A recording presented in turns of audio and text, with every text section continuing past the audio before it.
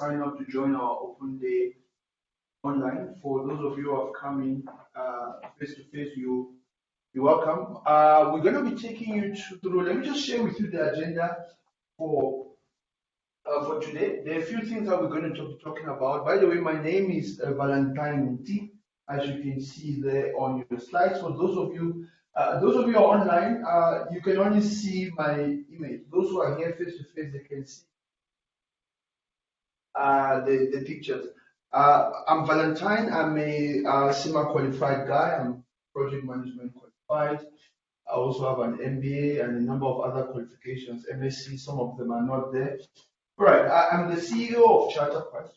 We've been running CharterQuest for 12 years now, and yeah, so I'm excited to share with you what CIMA is all about. And for me to achieve that, there is a theme that I'm trying to address today. Why you may want to consider doing CIMA, and if you decide that you want to do CIMA, and how you can go about it. Those are basically two things that I want to address today. Obviously, for us to be able to achieve that goal, I'm going to talk briefly about you. What do I mean? You might be wondering, what can you tell us about us? As part of this open day, we did do a survey. We asked a number of you a number of questions. What do you want us to address? You answer some of those questions. So when I say about you, I'm going to summarize our findings in terms of why you took the time to join our open day today, so that can guide you see in terms of how I'm going to do this. Obviously, I'm going to talk a bit about us. So it's first about you before us. Normally, it should be us introducing ourselves first. And I'm going to then go into the situation. There are three sub-things that I'm going to be seeking to address. Why employers love CIMA. That is almost a business case for you're considering CIMA, why it is a really a good qualification for you. And most of you have heard CIMA is a challenging exam, pass rates, sometimes 50%, 45%, sometimes it goes as high as 60%. I mean, overall global pass rates. A lot of people fail CIMA, and a lot of people pass CIMA. So I'm going to spend a bit of some time there to zoom into why that is happening. And obviously, if you've taken the time here to come see us, I'm sure you're considering other colleges. So I'm going to spend some time to help you consider how you're going to choose your CIMA college. So that's one of my third item, how to choose your CIMA college. Firstly, that will be the part one of the presentation. There's a second part of the presentation that will be led by not me, not myself, but the lady there that I am projecting right now. If you're online, she's called Patient Mukunda. She's the Chief Operating Officer. She's going to be leading us with part two of the presentation. And what will she be addressing? She will address the post-COVID study options. If you are deciding you want to do CIMA and you wanted to study with us, what are the study options we've designed, both to respond to face-to-face, those who want face-to-face, and those who want to literally, they're worried about COVID and how their studies proceed. And obviously, we're going to have a session for questions and answers, and then we're going to look at the next step. The section of questions and answers would be jointly shared between myself and the CEO. That's almost some sort of rundown in terms of open the windows, right? Even these doors. Yeah, so sorry, my apologies. So that's basically the rundown. All right, first let's go straight to the things that we want to really address. Let's talk about you in general. Okay, what do we mean by general? We did a survey prior to now, and we asked you a number of questions. So here are our findings. We asked you please confirm if you're attending our open day, and we asked you to confirm whether you're going to attend on live stream or whether you're going to attend face-to-face. And 79% of you said you're going to be attending our live stream. So you're welcome if you're on live stream. And the balance, could say almost 17% said they're going to be here on campus. And we've also asked you, are you a first-time CIMA student? We're seeking to whether you are still considering or whether you've already registered. So we asked you, are you a first-time CIMA student? A vast majority says yes, I am new. almost 55% says I'm new, meaning I'm still considering to do CIMA. And yeah, the next major area was 26%. And you're saying I'm new, but I've already registered with CIMA. In other words, I am new, I have registered, but I have not yet started studying. You're already determined to study CIMA. You're still wondering what is the best way to study it.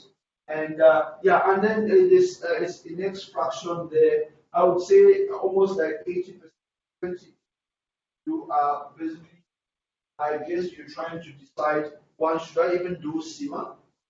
Two, if I choose to do CIMA, what is the best way to go about achieving my CIMA objective? So we're going to be seeking those two areas continue to be the most dominant areas. That doesn't mean that for other areas like I've already registered, I'm an existing student. That doesn't mean we're not going to address your needs. We'll address your needs. But obviously, as you can see from the survey, 80% they are dying to know, is CIMA for me or is Chatterquest for me? So if you see me, I'm spending a lot of time in those two areas. Please bear with me, but we'll make sure all your concerns are addressed. Okay, now, but in terms of, we then turn around and say, okay, what are the specific things you want our presentation? We're trying to look for specific. Almost 52% of you, sorry, 75% of you says you want more about CIMA. That's almost reinforces what I've just talked about. 49%, which is the next highest area, sorry, the next highest area, 49%. If I can use my, you can see, you're online, you can see where I am. 49%, you say you want more information about study options. The rest, that's the part that's going to be addressed by my colleague. The next highest area was 38%. You want information about more about Chatterquest. Who exactly is Chatterquest? The next highest area was 35%. Sorry, I'm using calling this. Yeah, 35 of you, basically, you want information about CIMA exemptions and all the rest. Then next, you want information about class timetables. My apologies, I think this is a much longer bar. So you want information about CIMA fees and the rest. So if you see we are channeling our presentation to this type of things, it is because we know that if you have taken the opportunity or taken your scarce time to be with us today, we really want to see these areas addressed. So we'll be seeking to address those. Obviously, if you miss anything, you can then pick up the follow-up questions. We've also asked, what is the mode of studies you are considering? As it turns out, 43% of you want to study online. 33% of you want to study, come to campus, and 23% want to do self-study. Okay. Obviously, COVID has split things around. Before, majority always wanted to study face-to-face, and just the minority wanted to do online. We hope that by next year, COVID will subside. Many of you are online, you can come into class. There's always more effective if you're doing face. That doesn't mean online cannot get good results. You can get good results, but you need to interact with others. You need to. So let's see how things unfold in terms of COVID. Okay, now, but in terms of the specific questions, we've tried to group your questions into part one and part two. Okay, we don't have your names there, but I'm sure if you capture the question, you do this so that you can know that we are listening to you. We heard you. We know why you are here. And we're seeking to address that. There's one question, somebody wants to know why Chatterquest? Why must I choose to study with Chatterquest? There are many other colleges. Why must I choose Chatterquest? So we'll be seeking to address that through our presentation. Another person is asking, what is the experience of your lecturers? Okay, and how do you deliver the course? What is your delivery methodology? You really want to know that. And this same person is asking, I want to know what is the quality for the certificate level. So you're not only asking about our lecturers' overall experience, you want to know what is the quality of our lecturers. And to address that, obviously, I'm sure you are the beginner, so you want to make sure you are handled by the best quality, or in terms of very patient lecturers who are going to hold your hand and make sure you succeed. So I will be seeking to address that. Some of you have asked, are there bursaries on offer as part of our programs? We'll be seeking to address that. Some are asking, do I still have to apply for address that? Obviously, exemptions is a very topical area, and obviously, whether you can or cannot depends on what exists qualifications you have. But we're seeking to address that. Others are asking, I'm an ACCA affiliate, it means I'm already qualified with ACCA, and I'm seeking to transition to become a CIMA qualified guy. How many modules am I supposed to do? We're seeking to get back into that. Another question is, a gentleman says, I am a psychiatrist trainee. I've done in my second year of articles. I've passed my ITC. I'm left with APC, and I want to abandon the CASS, move over to CIMA. And you're wanting to know which level would I be allowed to enter into this qualification course to pursue the course. I will seek to look at that. Another question: are CIPA members allowed via the gateway route? CIPA member can I go into CIPA via the gateway route? Some of you want to know what is life after CIMA like. I've gone through the pain. I've paid my CIMA. What does life look like after CIMA? What companies have partnerships with CIMA in terms of giving CIMA students the training opportunity and all the rest? Okay, what career can be taken? What career paths can be taken with CIMA? I'm sure it's the same as what is life after CIMA. Okay, another question. I'm a non-South African. What is my chances of getting a job in South Africa if I come? And somebody else is asking, membership, I've finished my membership application, I've submitted my documents, made all the requirements. Why does CIMA take more than 1 year to come back to me? So those are pertinent questions which I'll seek to address. Obviously, that will be addressed by myself directly. Your next set of part 2 questions, to make sure you know we heard you. Do I need to register with both CIMA and CharterQuest? That one will be dealt with by Patience Ukondwa when she comes up to present. February 2022 case study.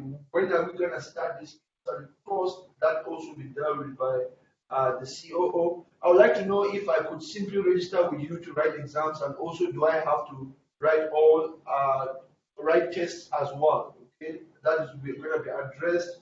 Question number 4: if I have started and wrote the first case study and failed, can I resume by going straight to rewriting the case study? You want to know that? I'm sure my colleague is going to assist with that. How does the cimastudy.com really work? My colleague will go. And the gateway study plan, how does that work and order? So now these are the questions that they asked you. Confirm what you would like us to address, what you shared. That's what we're trying to address today. And at the end, we're going to obviously give you a chance to ask more follow-up questions. If any of these areas were not properly addressed, then please, you're welcome to ask follow-up questions. Okay, now, so based on that, which we've shared in terms of who you are and why you are here today, some of you want to know about CharterQuest, and I'm sure that will start addressing some of the questions. We've just summarized a number of things that you need to keep in mind. CharterQuest means the quest to become chartered. I'm sure from the name, in the area of accounting and finance, you might have a PhD, a master's degree in accounting and finance. In the industry, everybody is looking for chartered. If you don't have chartered behind your name, I'm sure you know in various fields, chartered treasurer, this chartered project. When you get to industry, okay, employers want to hear, are you certified or are you chartered? Once they say, yeah, I'm certified, I'm certified doesn't mean I've got certified. Certified is the name for chartered. I mean, Americans call it certified, the British call it chartered. Once you have something called certified behind your name or chartered behind your name, it's a big deal in industry.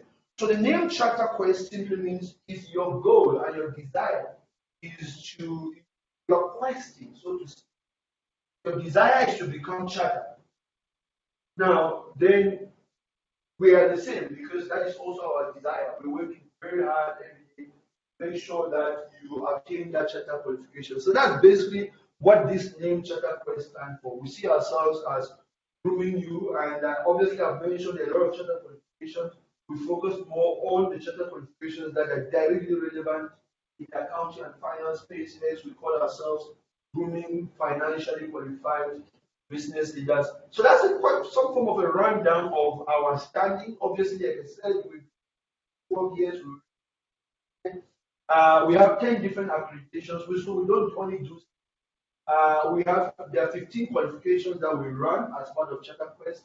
I think we need to update this. Oh, we still 11 and they have 11 in months time. We started in April 20, so in 3 months time we will make 12 years. So forgive me if I said 12, we're still 11 years, 9 months.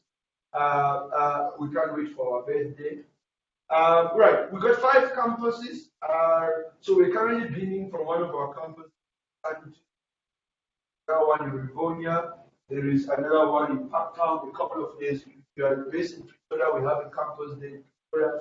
Look, we've been training so many different members, students who have come through us over the years. And I'm not talking about just those who have studied. Those who have studied and become qualified chartered members of various professional bodies, almost 5,000. You're going to be looking at the total number of students who have studied with us at one stage or the other, probably getting to much more than 30,000.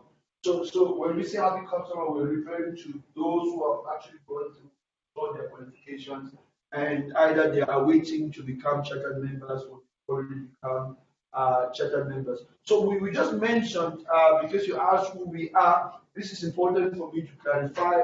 I know there's a lot of fly-by-nights when it comes to the area of education, wondering if I join the school, I pay my fees, are they going to disappear overnight? Are they going to get my fees and not do what they are supposed to do? You don't wake up. I mean, we've been operating for 11 years. If we were going to collect your fees as other providers will do and disappear, we should have disappeared by now. We've been operating for 11 full years with lots of success. We just talked about our accreditations. That is a list. We have various multiple accreditations. We are accredited by QCTO. We are registered with the Department of Higher Education and Training. We are SACWA accredited, also accredited by FACET, CIMA approved. Both our learning division is CIMA approved. Our training division, Higher Workplace Skills Program company is CIMA approved. Okay, we are ACC accredited. We are accredited with ICB. So I could go on. That's just a summary. So these various professional bodies, they know us. We're working with them for years. So they know that we are continuously evolving and their standards. So those are a few logos of the partners that we deal with. Kaplan, BPP, who are the learning material providers. We are also an accredited CIMA exam center. So if you're studying your CIMA, you can study on the same desk, write your exams on the same desk, get that home advantage that you need. Obviously, what is most important to you, your CIMA, is that we're a CIMA registered provider.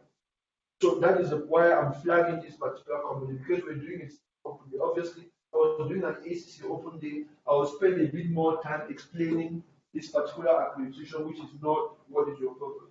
So this is who we are. We've got the track record, we've got the backing, we've got the relationship, we've got the experience, to help you really achieve your goals in terms of CIMA. Now, obviously, if you're the one who asked the question, tell us a bit more about Charter Quest. I hope this calm and comfort that you're really dealing with a professional school that is big in the business. But obviously, as I continue to roll out the presentation, you will come across a few more things that should reinforce and consolidate your appreciation of really who we are. All right. So now, having spoken to who we are, let me just go a bit now into the CIMA qualification. Now, if you are one of those 80% I mentioned at the beginning, wondering whether you really have to pay attention now, because this is where the case will be made as to whether CIMA is for you or CIMA is not for you.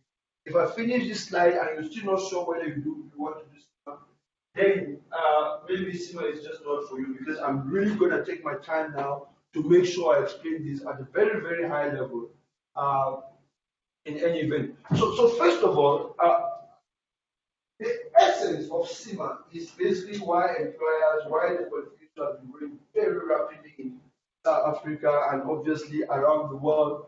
Now, let me just point out that when we say you are CIMA qualified, if you're deciding to jump into CIMA, but in essence, deciding to demonstrate to peers, to industry, to CIMA itself, to employers, that you have a set of competencies Those competencies is what I've got here on my slides. There's something which is called the CGMA competency framework. Every professional body will develop a competency framework that spells out the minimum set of competencies that you need to exhibit to excel and provide the world-class services that that industry requires. And the beauty of this is it's one set of competencies that is regulated throughout the world. So it doesn't matter whether you are CIMA qualified in South Africa, Canada, UK.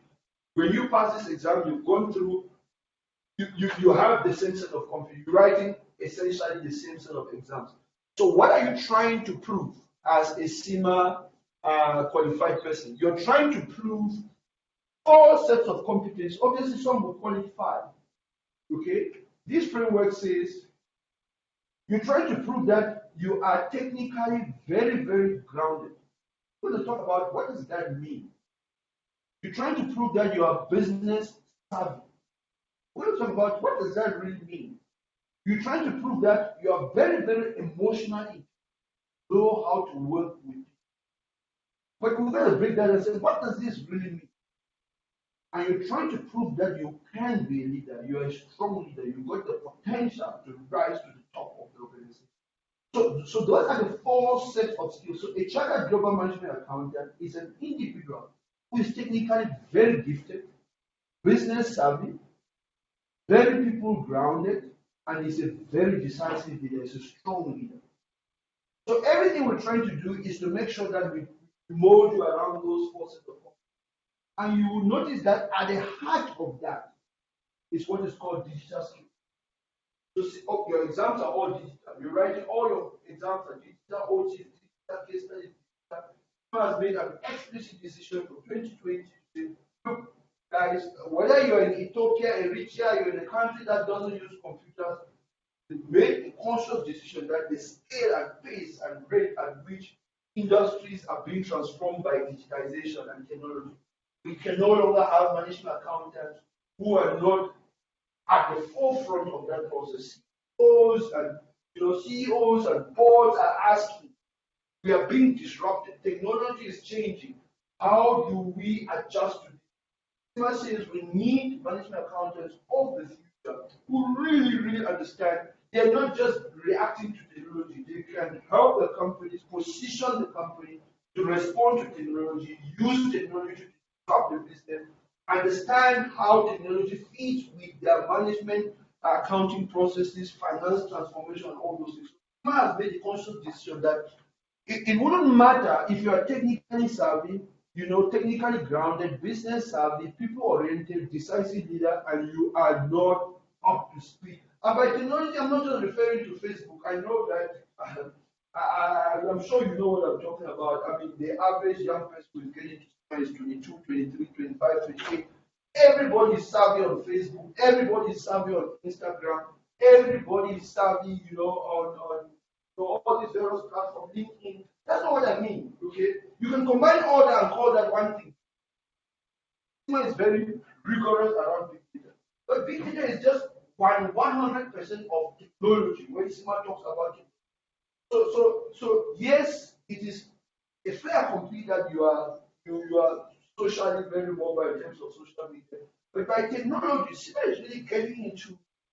Sometimes look at the qualification, the way it has evolved from the time I became qualified. Now you almost sometimes wondering, is this now an IT qualification or it is the management accounting? And the more you realize that everything now is being automated, the more you realize you can no longer separate yourself from IT.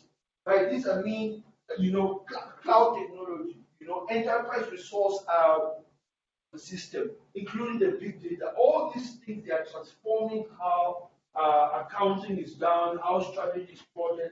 So CIMA really takes you on a journey much deeper than big data and social media, and really make sure that your digital skills is grounded and so that is your so at the heart of this will permeate this, it will permeate that, it will permeate this, it will permeate this. Every step of the way, CIMA wants to know, yes, you are technically savvy, but do you understand how technology drives this process? So you come out with that type of solid grounding in terms of the process. Now, obviously, to encircle this all, you have what is called ethics, integrity, and professionalism. It's like an egg. We are molding you. This is the heart of the egg. This is almost the skin of the egg. But we're molding you to say, look, you can have all these attributes. But remember, you belong to a professional body. And what makes you the same as another CIMA guy in the UK and Canada is that you all share a common set of values in terms of how you conduct yourself in business or largely in professional life. That's what CIMA calls ethics, integrity, and professionalism. When you join to study CIMA, at some point when you're enrolling, completing the forms online, at some point, this ethics and professional style is what is I commonly call PITCO. PITCO means professional behavior, integrity, professional competence and due care, confidentiality of the. It's a set of basic principles to say, look, the day you will be found wanting while you are studying and even after you obtain this by professional behavior, you do not take steps that will bring the profession to disrepute. You don't break laws, you uphold the profession, conduct yourself both in public life and in private life in manners that are what we expect of professionals. Integrity, you cannot be found wanting in terms of your honesty, your probity. That should never come into question. Professional competence and due care, you need to develop the skills and constantly update those skills in professional roles that you're expected to perform. Okay, so just because you finish CIMA doesn't mean that you are now the most competent. Things change, you have to remain on the cutting edge. You have to be part of the continued professional development, otherwise you fall short of this. Objectivity, sorry, confidentiality, information is given to you on a need-to-know basis. If you work for an employer, the employer's information is confidential. You cannot use it for your own personal ends. It's entrusted to you to serve customers, to serve your superiors. So you need to protect that as much as you can, apart from regulatory issues that work against that. You cannot be found wanting in terms of protecting your employer's information as a way, and that could include customers' information, suppliers' information. Objectivity is also a key critical part of your ethical values. Do you have a state of mind which is unbiased? Can you look at an issue from all sides? Can you exhibit fairness in terms of how you adjudicate issues, both for your employers, for customers, and all the rest? Now, when I say you find as you display this competence, these ethical principles will be tested. So throughout, if you have to try to operate your technical skills, throughout your course, CIMA would integrate these ethical principles in all these areas. They want to know if technically you're trying to work with it, what are the ethical challenges you're going to find? How do you exhibit professionalism, integrity, all those things within a technical area? And you must be wondering, by technical, what do I mean? Every field, if you're going to have a profession, the profession is going to have techniques. What makes the profession is that it's got a set of techniques that regulates how that profession works. Okay? So by technical skills, I'm talking about accounting and finance skills. Everything going to debiting, crediting, activity-based costing, process costing, all those various techniques that I use, carry out, whether it be auditing, be taxation, and all the rest. Those will be the techniques. So you're learning to become grounded with that. Okay. By business skills, at the end of the day, accounting exists because business exists. So you can't be a good management accountant unless you understand the business. And so by business skills, smart skills, we need to imbibe you with entrepreneurial skills. You must be able to think like the CEO. Your CEO is always, accountants were trained to mitigate risk. We're trained to be risk averse. CEOs are trained to take risks. If you don't take risks, you don't have a business. So you're really being shifted in terms of how do you teach your CEO how to mitigate risk, but still understand to work with him to take the risk. Because you have to take that risk to generate returns for shareholders. That is basically what business skills will be trying to do. How do you identify opportunities, identify risks, position the business to go after those opportunities, and help the CEO to mitigate some of the dangers and that will come from that process. Obviously, people skills speaks to customers are people, suppliers are people. I mean, if you're going to run a business, you have to make promises. You have to promise shareholders, give me capital, I'll pay you returns. If it's debt, I'll pay you interest. If it's equity, I'll pay you dividends. You have to promise customers, pay me the money, I'll give you a superior service and good product. You have to promise suppliers, give me the goods, I'll pay you at the end of the month. You have to promise employees, work very hard, I'll give you a good salary, I'll pay you bonus. So business is about making promises, and these promises you're making to people. People have hopes, dreams, expectations, all those things. Sometimes the business does not work because you've not found the right way to understand these hopes, dreams, fears, motivation, and the tension between all these expectations and how to mold that into your management accounting process. So CIMA spends a lot of time on that. You see, you can do all these things, but if people are not happy and you cannot find the balance, it just wouldn't work. So now, how does CIMA? Obviously, for those of us to consider, CIMA has two types of exams. There's what is called OT exams. So let me put OT here. There's what is called case study exams. When CIMA tests you on case study exams, this is what they are testing. They are just asking for. It comes down to, do you have this? They are just checking. Do you really have this four set of skills? Technical skills, business skills, and this and this and this. That's all they're checking. I'm going to point to you a bit further what I mean by that. Okay. But there's also what is called OT exams, objective test, okay, which is these various modules. So CIMA is trying to do two things. Okay, to become a professional, you need work experience. Okay, let's call that work experience. You need knowledge. You need skills.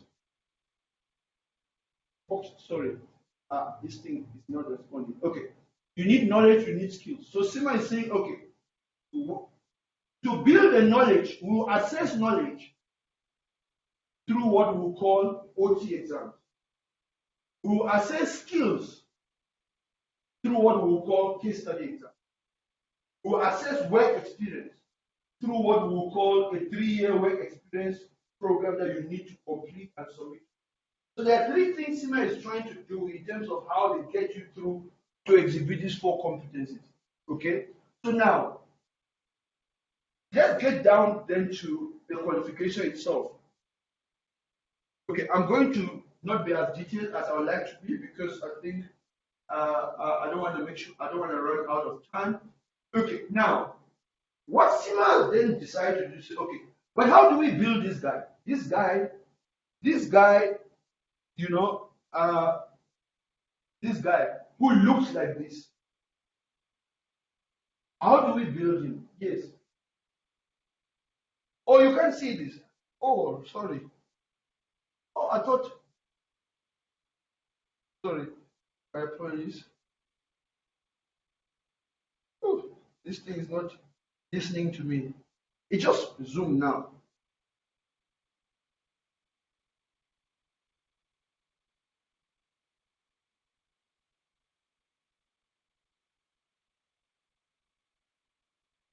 Sorry if you're online, I apologize. Just hang on a second. We're trying to correct something. My apologies. I thought this thing was large enough for you to see.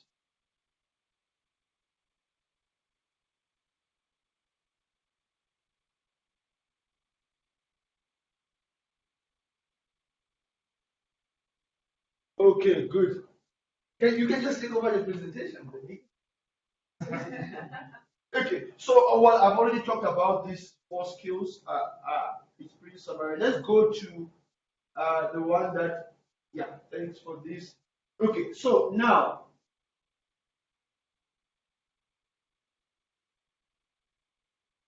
you see, the reason why I hate this Zoom because when I'm zooming, right, I have to get out of Zoom in order to write, right? Yeah. And I have to come back will be a problem. But anyway, and I like writing. Okay. Right. So you can see it there, right? You could see it before, right? I think it's just so you're fine. You are now. So can I go back to what I'm comfortable with? Okay, please. Thanks for that. Okay, good. Now, to build this guy, CIMA says, okay, it's like building a house. A house has pillars, walls, foundation.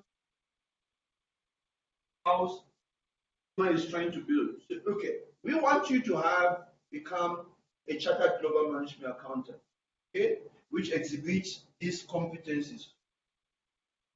So that is going to be the roof of the house. Okay.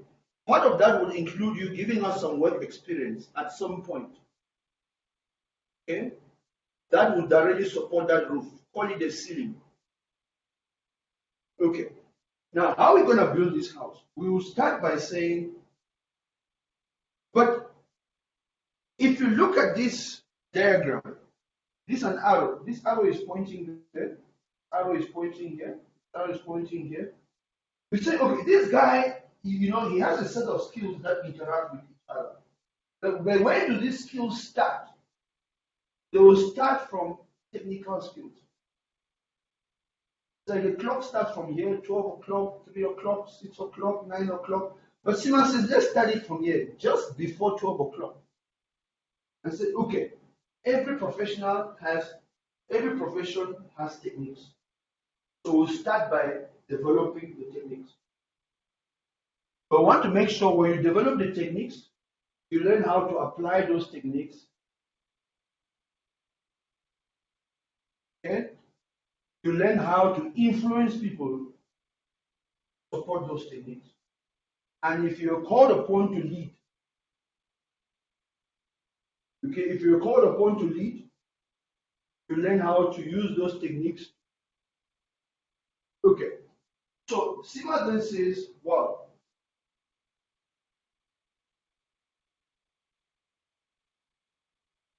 when I'm teaching my CFA, it doesn't need to do it with that. Right. and then okay. Now CIMA says, okay, at the heart of this technique, let's accept that all accountants, they start with financial accounting. Financial accounting, which some call bookkeeping. All accounting starts from there. We know that there is management accounting, there is auditing, which is broken into internal auditing and external auditing, there is taxation, there is financial management. We get all that. But at the basic foundation, when you start building a house, all accounting starts with bookkeeping. Okay. So what do financial accountants / bookkeepers do? They prepare financial statements, right? They prepare balance sheets, okay, which is one statement of financial position. Sorry, I studied these things like 30 years ago. It was called balance sheet then. Okay, I know that the last 10 years it's now called statement of financial position. I always go there and I'm reminded by my students, but it's no longer called balance sheet. And we used to call it profit and loss account, which is now called statement of comprehensive income and all that. But it starts by saying, okay, so please forgive me if I call it balance sheet and income statement and all the rest. Okay. So financial accounting helps you prepare this financial statement. For who? For business, right? For the business. The business owners, the board of directors. Why does a business exist? To make profit, right? Okay, so let's start with why a business exists and why a business needs an accountant. A business exists to make profit. And what is profit? Revenue minus cost is equal to profit. So all your income less your expenses is equal to your profit. Okay. So what we now have to do is to build a guide, is to develop a pillar. If we're digging our foundation and putting up pillars, let's have a pillar from the ground up that is only focused on how to make revenue for the business. Are you with me? We're not talking about what revenue, as we know in accounting, to generate invoices and follow up payment. Who brings those goods, that business into the company? Somebody know the accounting department, right? Sales will bring in the business. Production will ship in the goods. the accountants do the invoice. CIMA says, no. Can't be an accountant if you're just going to wait at the end to generate invoices. You need to understand all the business processes that must happen for this revenue to be earned in the first place. So we'll build a pillar which is only trying to mold you up around understanding the origins of revenue, the thinking that starts to create that revenue. That's all we'll be doing on that pillar. So by the time you compare a financial system, you say our revenue is this. You know the full story, right? You know, you understand it, you have been supporting all the various departments, finance, operations, and all the departments to create that revenue. And you can even step in there and do it. Okay. So we need another pillar which deals with cost. Because we know profit is the function of revenue and cost. I'm sure you know that if your revenue grows by 10 Rand, your cost grows by 20 Rand, you make a loss, right? So you want to grow revenue. If you're going to maximize profit, you need to grow revenue and control cost. And control cost has its own complexities and there's a whole lot of things going on there. So we need a pillar which only teaches you how to understand cost, measure cost, control cost, estimate cost, plan for cost. So this whole pillar, that's all it is trying to do. And then we need a third pillar, which says, okay, if you have run the first two pillars very well, then the third pillar is just to report on what happened. Are you with me? Because the profit is just a function of how well the revenue and the cost was controlled. So it's just somebody says, oh yeah, this is the profit we made. Oh yeah, this is the profit we made. So we need a pillar which is going to keep accounts and tell us what is going on, what is not going on. Now, why is this pillar critical? To run a business, I just explained to you that to run a business, you need to promise people, right? You need to promise customers something. You have to promise suppliers something. You have to promise employees something. You have to promise shareholders. But here's the problem. Everybody you promise, apart from employees, you don't call them stakeholders. Everybody you promise, they are outside the business. They are not inside. So how are they going to know whether you're going to keep your promises? You need to know how to report to outside parties. Are you with me? Okay. So here are our three pillars. All that CIMA has tried to do is say, okay, so we're building a guy who can understand how to generate revenue, how to create value for a business. We're building a guy who understands how to preserve value, how to control value, and protect value for the business. We're trying to build a guy who understands how to report on the value which has been created. So ultimately, there are three things that you are learning to do. You are learning to create value, preserve value, report on value. You are learning to plan the business, control the business, report on what's happening in the business. You are learning how to come up with a strategy, how to implement the strategy, how to report on the strategy. Can you see what we're trying to do? There are just three things you're learning around these three pillars. Obviously, you can't do those three things unless you have this skill. Are we there?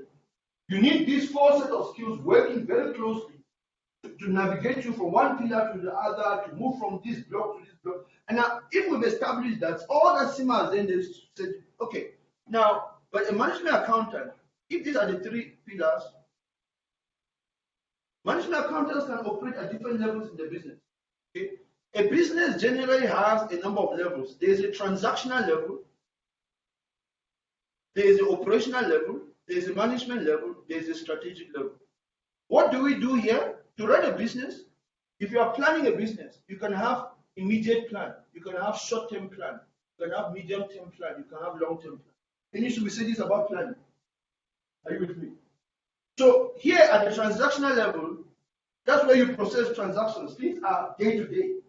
At operational level, planning is now quarter to quarter. Are you with me? At the management level, it's almost like 9 months plan, 1 year plan.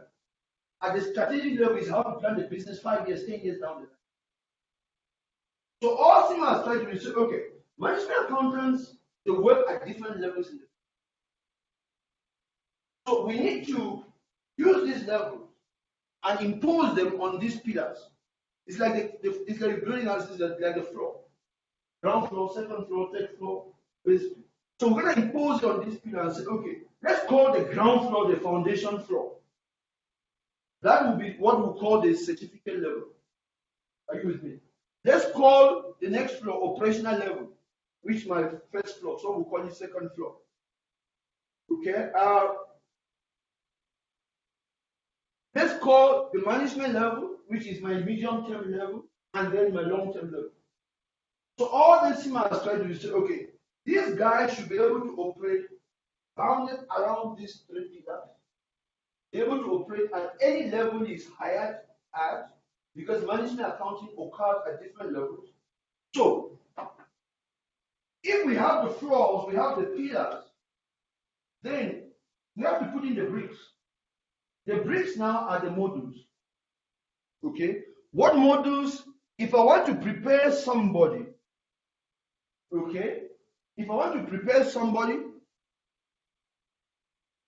there's business and economics. If I want to prepare somebody to, I say revenue minus cost is equal to profit. If I want to prepare somebody to know how revenue is generated, what is the first thing I must teach this person?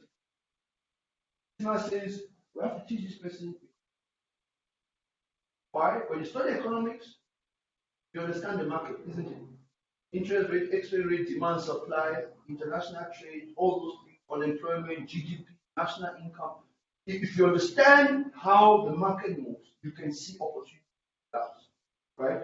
So that is the first thing. You can never know how to generate revenue unless you understand the market. So we will start by introducing you to economics. That's the foundation to learning about revenue. Then CIMA shifts here and say, okay, if we want to give you the foundation, to learn about cost. What is the first thing you have to learn? Fundamentals of management. What is cost? How do you measure cost? What is fixed cost? What is variable cost? It goes back to, let's go costing ABC.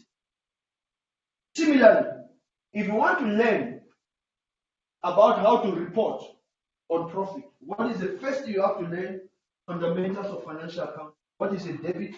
What is a credit? What is an income? What is the balance sheet and all the rest? So all that CIMA has done, they have plugged this year, plugged this year, plugged this year, and you're being told that these are the three modules that will prepare you for the next level of management account. Obviously, most people, you come in with a degree, you are exempted from this level, so most people at this level. The first thing CIMA says here, now you are at the management level. Here you've learned how to identify opportunities. Here you learn how to build the organization. You need to have a company which has an HR department, a marketing department, a finance department. Finance department has to help to build that, because you can see all the opportunities. If you can't build a company, you can't go after the opportunity. So economics teaches you how to identify the opportunity. Managing finance and digital teaches you how you can use the finance department to build the capability of the organization to go after those. This teaches you what is cost, what are the principles of cost. This then says, okay, but remember that no company works with principles, companies work with. So it teaches you how to translate the principles into costing systems. Because ultimately it's to control cost. Marginal costing system, absorption costing system, process costing system. So it translates the principles into systems. Okay? This says, okay, you can compile, you can debit and credit all the way to trial balance. This converts the trial balance to basic income statement. How do you move from trial balance to actually constructing the finance? Now, at this level, CIMA then says, okay, you now know the opportunities, you know how to build the organization. Now says E2, performance management. You can have the opportunities, you can have the organization, you cannot combine the two and make people to perform. It's not going to happen. So, we'll show you how to combine this and this, how businesses combine this and this in order to manage performance. Okay? Here, CIMA does the same thing. Okay, you know, You have learned costing, you've learned principles of costing here, costing systems here. Sorry, let me clear my screen. You've learned costing systems here, but let me warn you. If you think that you're only going to control cost, cost is the financial side. There are a lot of non-financial things that if they're not controlled, they eventually hit your cost. Injuries, safety, fatality, quality, market share. So CIMA says you can no longer believe things if you only control cost is good enough. So what CIMA tries to do here is to say, okay, let management accounting be about costing. Let advanced management accounting be about control system. Costing system is just one element of it. How do we use Six Sigma to control the business, including the cost? How do we use total quality management to control quality, including the cost? How do we use balanced scorecard to control the strategy, including the cost? How do we make sure that as we control costs, we control all the other elements of the business that are vital for ourselves? That's what CIMA tries to do with this module. Same thing CIMA then develops. Okay, you now know how you understand the principles of financial accounting. You can construct basic financial statements. But here's the problem. As you're moving up the higher level, financial statements are no longer basic. Your company is employing a very diversified strategy. They're busy acquiring other businesses. You need to now learn how to integrate, because basic is just to construct one financial for your company. But what if your company is a group of companies and you need to consolidate different balance sheets and income statement to come with a group? The process becomes more complicated. So all CIMA tries to do is say, okay, we will develop this financial accounting to advanced financial accounting, which gets now into consolidation.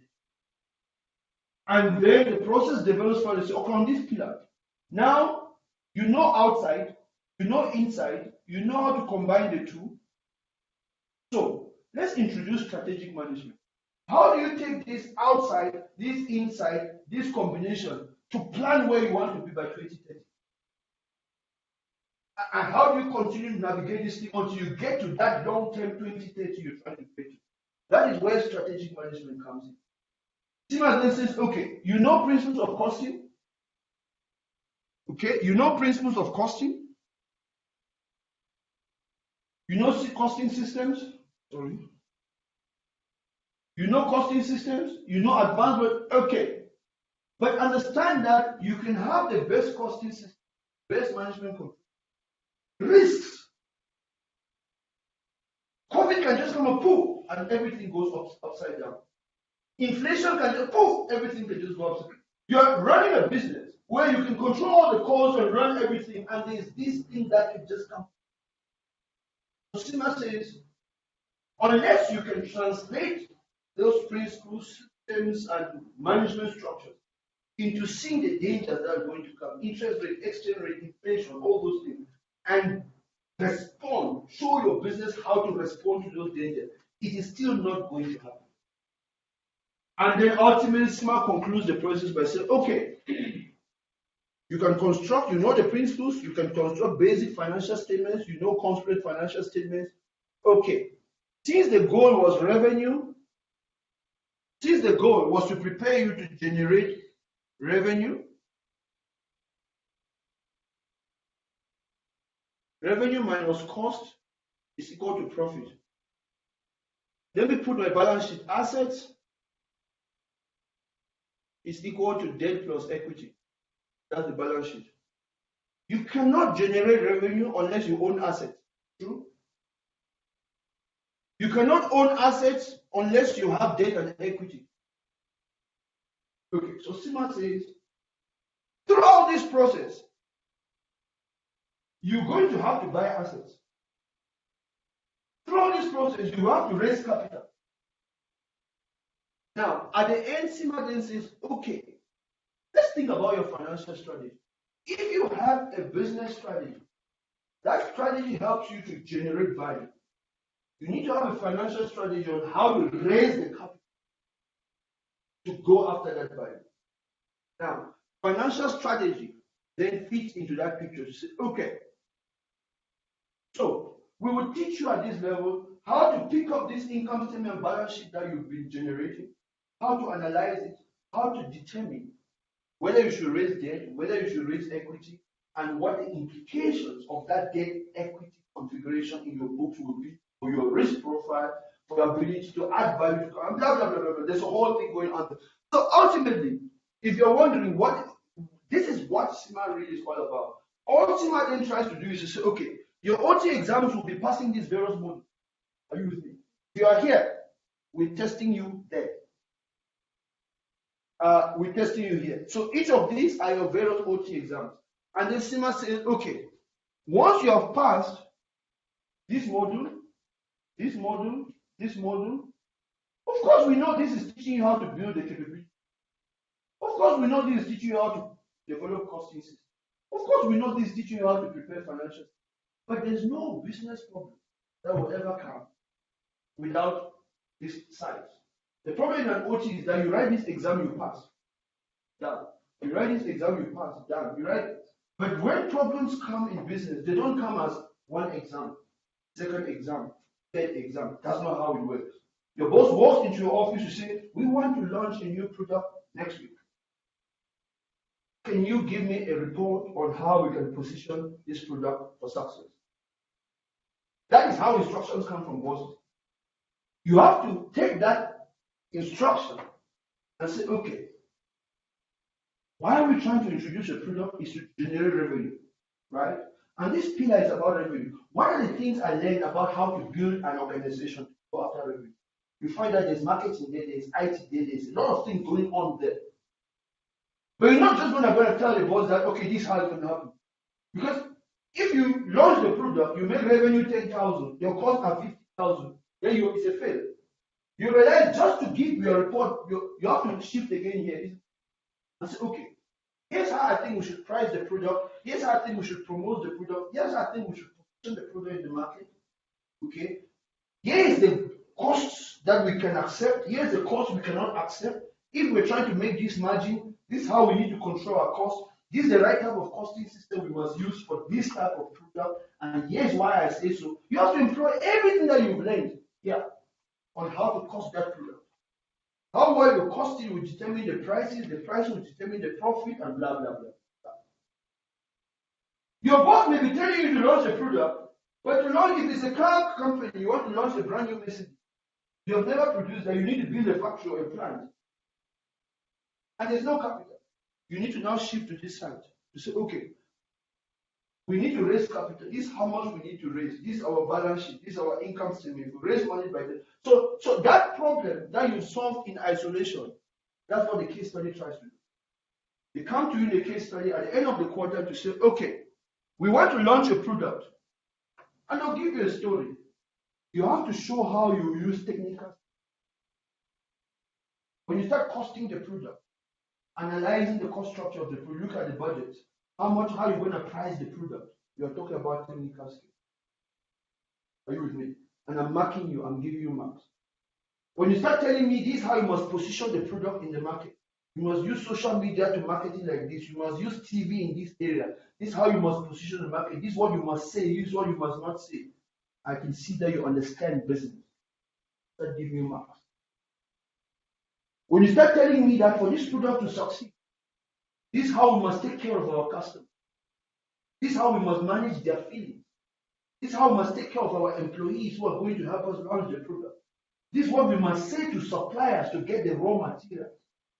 Then it tells me that you know people's skills. You know how you can bring people into a problem which is multifaceted. Are you with me? All right.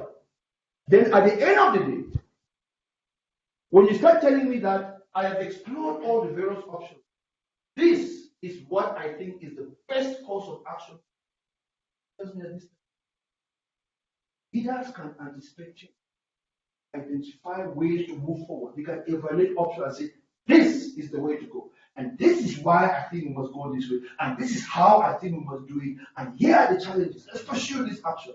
I will read your case study and tell them this one looks like it. The way he's communicating, and the conviction, the way he's supporting the answers tells me that this guy can can make a decision and pursue that. I give you leadership skills. So that's what is going on. Okay. So in a nutshell, that is what CIMA is all about. So it should be fairly obvious, or if you're studying it, that's what you're getting yourself, as the case may be. And that is why employers now be. Departments are becoming very, very integrated. Employers no longer want account. They want guys who can oscillate between accounting and finance and operations and back to supply chain and procurement. You understand how the different components operate.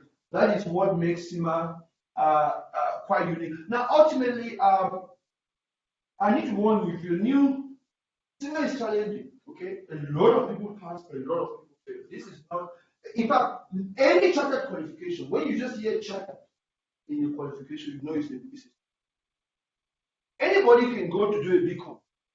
If you find people not finishing their BCom, the chances are that maybe there was no school fee or time to study. Anybody who's got the school fee to pay BCom and puts the hours to study, CIMA is not a guarantee. You can have the money, put the hours, you still fail. Let's get that very clear. So if my child tells me I couldn't pass a BCom, why does it not? CIMA. Okay. Because we sit here and maybe we want to pass. We can't be sitting. Okay, you give that to us. Our job is to help you to pass. But the point I'm making is, but let me explore your question. Put it this way: if universities were doing what they were supposed to, they don't have professional bodies. Let me put it this way. Okay, you can go to university. First of all, the chances that you've never worked. Your lecturer also are professors. They've never worked. You know what I mean? You get a first degree in accounting, you get an honors, you get a master's degree, a PhD, and then you're a university professor. When new people come to do accounting, they are published journals, articles, so you teach them. But you've never worked, so you don't know. But if that guy was studying accounting to also become a professor, one day he'll be exceptional. But he studied accounting to go into business. Let me just finish. And all the people who are willing to teach him, the vast majority, they themselves are pure academics. When you finish, you go into business. Then they've told you a balance sheet is they give you the theory of a balance sheet. When you need a manager, the manager says, break this balance sheet and tell me. You can't give textbook stuff. You need to talk. That's why professional bodies exist. Because employers are saying, we need professionals who can practice the profession. We're not looking for knowledge. We're looking whether you can do it. Can you do it? Knowledge is one thing. Applying that knowledge in business is something else. And professional bodies exist because industry is looking for professionals and university is generating with theory. Become this. I'm not saying it's bad, it's good. But when you go into the real business, you need 2 years to finally understand what applying the profession. Anytime you give me someone who has passed CIMA certificate, and someone who's already become to hire, I'll just go for the CIMA certificate level. Certificate level. Because I know that when you do a professional qualification, the emphasis is on application of that qualification. It's not on theory. Those who are teaching you, they are professionals. If you come with a PhD to teach a chartered course, I won't hire you. If you come with CIMA, I will hire you. Because I'm teaching people to pass CIMA exams. And I know what employers are looking for, the kind of thinking. I don't know if so as a result, if you just ask to memorize things and give back theory, it's quite easy to pass. That's why it's easy to get a BCom and all these theoretical degrees. You're asked to understand the issue, understand how to apply that. It's a different level of cognitive ability. Just don't play with that. So what makes these things difficult is that professional bodies feel a void where employers are saying we need people who can apply the knowledge and solve problems and come up with solutions, not people who can tell us what's in the textbook. And because universities are not doing that, professional bodies rise to fill that gap. That's why they're combining with case studies and work experience and all these things to make sure that they tie you to be able to. So I hope that gives you, it's no comfort. Our job is to take that transition. Understand that most people are coming, they only have theoretical degree. That's why you pay us. To help change your mindset. Can I? Yes, I can see I'm not I'm just a yes. Let me just, there's a place for questions, but I can see you're burning to ask the question. So you can go ahead. Because you're, Yeah, sure, go ahead. I'm a professional, not in finance. Okay. But I have a little bit of a different opinion about what you say. You know, why professional bodies exist? You have a different opinion? Yes, of course. Okay. Well, I don't mind. It's good. What's your opinion? Professional bodies don't exist for simply, you know, they move people in and out, or because it gives legitimacy to the profession, to any profession. It gives standards which have to be upheld in the professional practice of whatever the profession is. Okay. And whether it is university degrees, CIMAs, or whatever, there are standards to every one profession. Mm-hmm. And those actually are reflected in practice of the profession. You know, there is many lecturers that actually are not only theoretical people, they are professionals in their own practices. Mm-hmm. So to say that the professors are academics, purely academics, a little bit, you know, it's showing one part of the truth, not the entire truth. Okay, fair point. It's an interesting observation. Let me concede. Okay. I'm answering a particular question. I'm not trying to define broadly what is a professional body. Of course, I know that professional body wants to set global, and in fact, I presented that at the beginning. It wants to set global benchmarks, okay? Standards for the profession, uplift the standards, get everybody to be ethical, share the same values, and to do that, in research best practices, develop a competency. There's a lot of things that I know. I did. My intention was not to narrow the road, just filling a gap. My intention was to, because he asked a question. Why are we, I want to pass. Why can I not pass easily? And I was trying to draw a contrast with specific reference to that question. Please remember that, and he referred to me saying every chartered qualification is generally very difficult. No, I said every chartered are generally very difficult. It's hard to pass. And then you responded, but why is it so hard to pass? I want to pass. I was trying to draw a contrast to say there are chartered qualifications. Chartered qualifications are run by professional bodies. There are academic qualifications which are run by universities. I was simply trying to help him understand, not to go into the broad meaning of professional bodies, to understand that narrow question. To say, please remember, in an academic qualification, when you go to university, there is empirical evidence to demonstrate that. Once you move to a professional qualification, it becomes very rigorous. Pass rates will sit around 40%. Almost anybody who wants to get a degree, they're not struggling with school. But professional qualification, you can have the money and everything, if you still don't pass. The pass rates are there.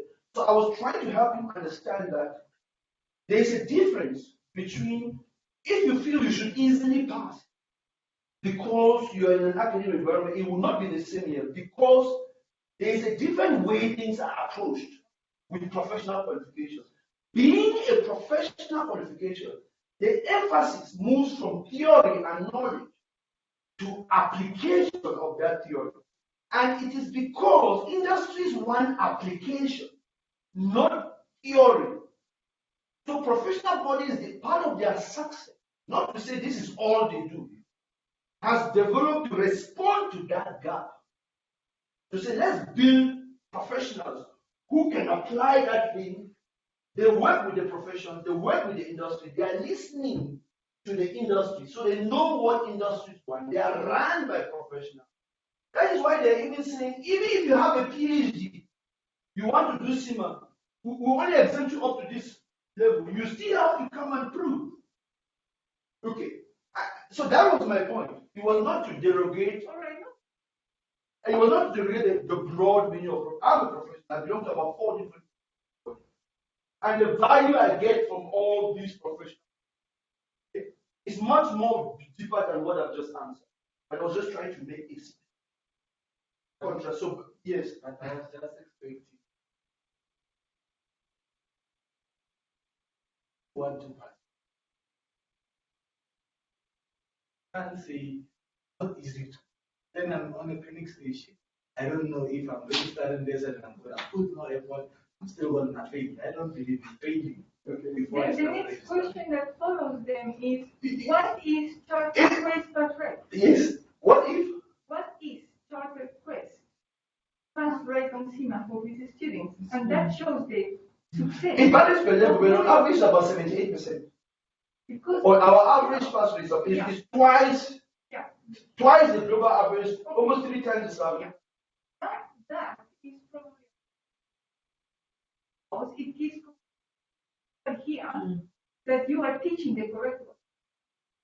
Because if you pass rate, no, we must be honest, because it's not only the student's role, it's the lecturer's role.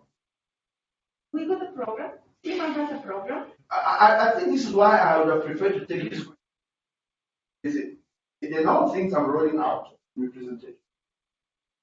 I have to explain to you the problem. Here's on this board, people pass and fail. And here's what people do, they fail. Here's what they do to pass. Okay? And here's how we're going to help you to pass. So it's a number of things I want you. Okay? For me to get that, I have to help you understand what is the nature of it. I've not ended with my presentation. So I should have I think it was my mistake. I would have accepted your question, but pack it at the end. There's a chance that if you were asked to ask this question at the end, having listened to all my presentation, you probably would have asked it differently. Okay, so please just bear with me. Let me just finish. Okay, I'm gonna be a bit faster now. People generally pass rates for CIMA is about 40 to 50%. I'm not trying to scare you. You can open CIMA website, you will see it. I'm just giving you facts as they are. I'm talking about generally. Our pass rate as chartered is around 70. So you want to know, but how do you do it? Which is partly what this open day is all about. So this slide was going to say, please take note that there are 2 types of exams. Okay? There's OT, there's case study. Let me show you, these are just the top 3. We've done the research, and we've done this over for 12. Okay? People who fail, these are the type of things that the top 3 reasons why they fail. The first one says Kaplan or BBP. You know what that means? There are 2 major publishers that CIMA qualifications use as materials for students. Okay? Anyone who starts asking me which one is better, Kaplan or BBP, that's the first problem. Okay, I'll share with you why. I'm just about OT, missing question rule. What does that mean? Every question has a certain concept that's being tested. If you cannot find the concept, you should not answer the question. We teach you how to find the concept. If you know the concept, everything becomes very easy. And our methodology is structured around that. That's what I call missing the question root, the root of the question. Okay, I'm going to share with you that. Keep questions and no time to return. OT exams are very, they are very time pressure. You got 90 minutes to answer 60 questions. Okay, as you open the screen, the clock is ticking. It's almost like 1 minute, 20, almost like 90 seconds per question, and all those things. A lot of people fail. If you give people double the time, most people will pass. But you only have to do that in 90 minutes. Okay, when I say keep questions and no time to return, you read. By the time you read the question, some will tell you if you don't understand the question, skip it and come back. Here's the deal. By the time you finish reading the question and you decide that you don't know the answer, you skip it. You've already used 1.5 minutes. Are you with me? If you skip it, you don't answer it. You're not going to find that time. By the time you finish question number 40, there are all these questions that you skip. There's a technique for how to deal with those type of questions. So here are the top 3 reasons. Okay, here are the solutions, which is what we do in chapter questions. Okay, the answer to that first question is both. Kaplan or BPP? Our simple answer is both. Some schools will give you Kaplan, some will say Kaplan is better. We give you both. And here's the reason. In a professional exam, you see, the concept called activity-based costing is the same. Whether you take it to university, it's the same. But if you take that same concept to a bank, the way a bank applies activity costing is very different from how it's applied in the mining sector. You take it to a retail, to ShopRite, it's very different. So what professional bodies do is they design questions with different formats and styles. So you cannot say, let me do BP or Kaplan. If you do both, you're exposed to all the various styles in terms of how they want you. Because you don't know in the day of the exam what will be thrown at you. So we give both, we teach to both, we align our teaching to both to make sure that you get around that issue. Okay. The next one, missing question root. Here's how we make sure that is addressed. When you read a question has a certain root, a certain concept. Okay. First of all, we train you how to make sure. It's very easy for some of you to answer 10 questions, you get 8 right. Most people, the average person, if you answer 10 questions, you get 8 right. You're only going to be checking the other 2 you didn't get right, isn't it? But that's not how it works. Because the exams are multiple choice. There's an element of probability that you got certain things right, but you really didn't. It's true. There's an element of probability that features into how you pick answers. So even if you get it right, you still have to go back and check, why am I right? Sometimes you find that if you get 8 out of 10 right, you start looking at the model answer. You realize that 3 or 4 of the 8 that you got right, the reason why you got it right is not the reason in the model answer. Which means that you pick that thing by chance. Which means if I take that same concept, I just flip it around on the day of the exam, you fail it. But you answered it at home, it looked like it was okay, you didn't go back to check it because you got it right. You didn't know that was a probability element you had. So we design our courses to force you to even question yourself. Even when you're right, you have to question, you find out why you are right. Everybody is trying to find out why they are wrong. That's a given. You have to find out why they're wrong. We focus more. So as we start failing on test 1, test 2, we are focusing on why are you wrong. As you start moving towards more, where you start thinking you are doing better, we start focusing on why are you right. To make sure that if you've answered a question on activity-based course and you got it right, it was not chance. It then means any question on activity-based course thrown to you in any manner because you understand the root of that issue. The examiner cannot fool you. That's what we do as part of how we package the course. Okay. To deal with this problem of many people fasting, we can do all that. It doesn't change the fact that any given professional qualification is more difficult than an academic one. That's why I won't get an academic to teach. I'll get a professional to teach. Okay, now this last one. We simply tell students on the day of the exam, because you only have 90 minutes and you have 2 minutes, by the time you finish a question and you realize you cannot answer the question, 2 minutes has already gone back fast. You can never come back. There's no harm to answer a question you're wrong. Are you with me? So read it, eliminate 1 or 2, make a guesswork, but write it down. On question 5, it was a guesswork, but you've answered it. You sometimes find the final results comes out. This time finished, this guy was 60 questions, he only answered 30. The others were flat, and you can see the person read through those questions. No, I read it, I thought it was difficult, I was ready to come back. You will not find the time to come back. And we teach you how to do that. Now, on the case study exam is very different. Eh? Why do people fail case study exams? Pre-sin silo. CIMA gives you a case study 12 weeks before the exam. You only spend time reading the case study, not understanding that case study. If I say the case study is on ShopRite, you have to, when I say the case study is on ShopRite, just know that I'm saying the case study is in the retail industry. You can read the case study about ShopRite, but you have to understand how does a retail business work. There are things that are not in that case study on ShopRite, which on the day of the exam, they will inject. Because it is what retail companies do, and ShopRite is the retail company. So when I say silo mentalities, students believe that just reading the case study is good enough to move forward. No, we structure a case study course to teach you the case study. We actually go into the industry. Take all the other things that are going on, which are not, as long as it's a retail sector, we force you to understand that in the context of ShopRite. Because the examiner writes the case study, gives certain things, doesn't tell you. On the day of the exam, they inject it. Are you with me? But if you've learned, if you've not been very silo, you have learned, all around the business. We've taught you how the business works from an industry point of view. You're prepared for things that could be injected to you on the day of the exam. We do that very well in our case study. Okay? Trigger versus task. Okay. I think there's a lot going on, but the purpose of this, I don't want to go into so much. The purpose of this slide is to say, let's get the basics.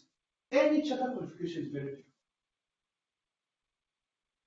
different. The role of the school is to do stuff like this. One of the biggest challenges is that mindset challenge, where somebody comes and says, no, but I got the BCom honors, I had 90%, my final, I had a distinction. We tell you, leave this distinction story.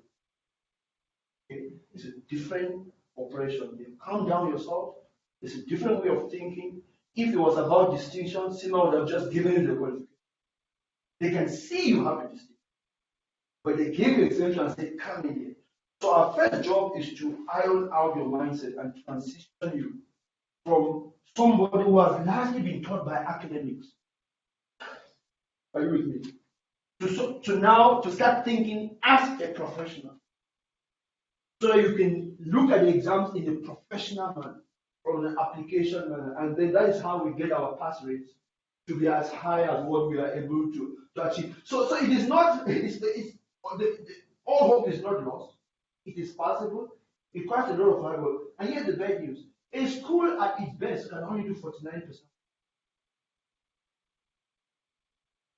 Even at our best, we can only contribute. 51% must come from you. It starts with A. Are you attending the class? B. Are you, when we say test 1, test 2, test 3, are you participating in those tests? When we mark your script and say, we need to work on this thing, are you taking it seriously?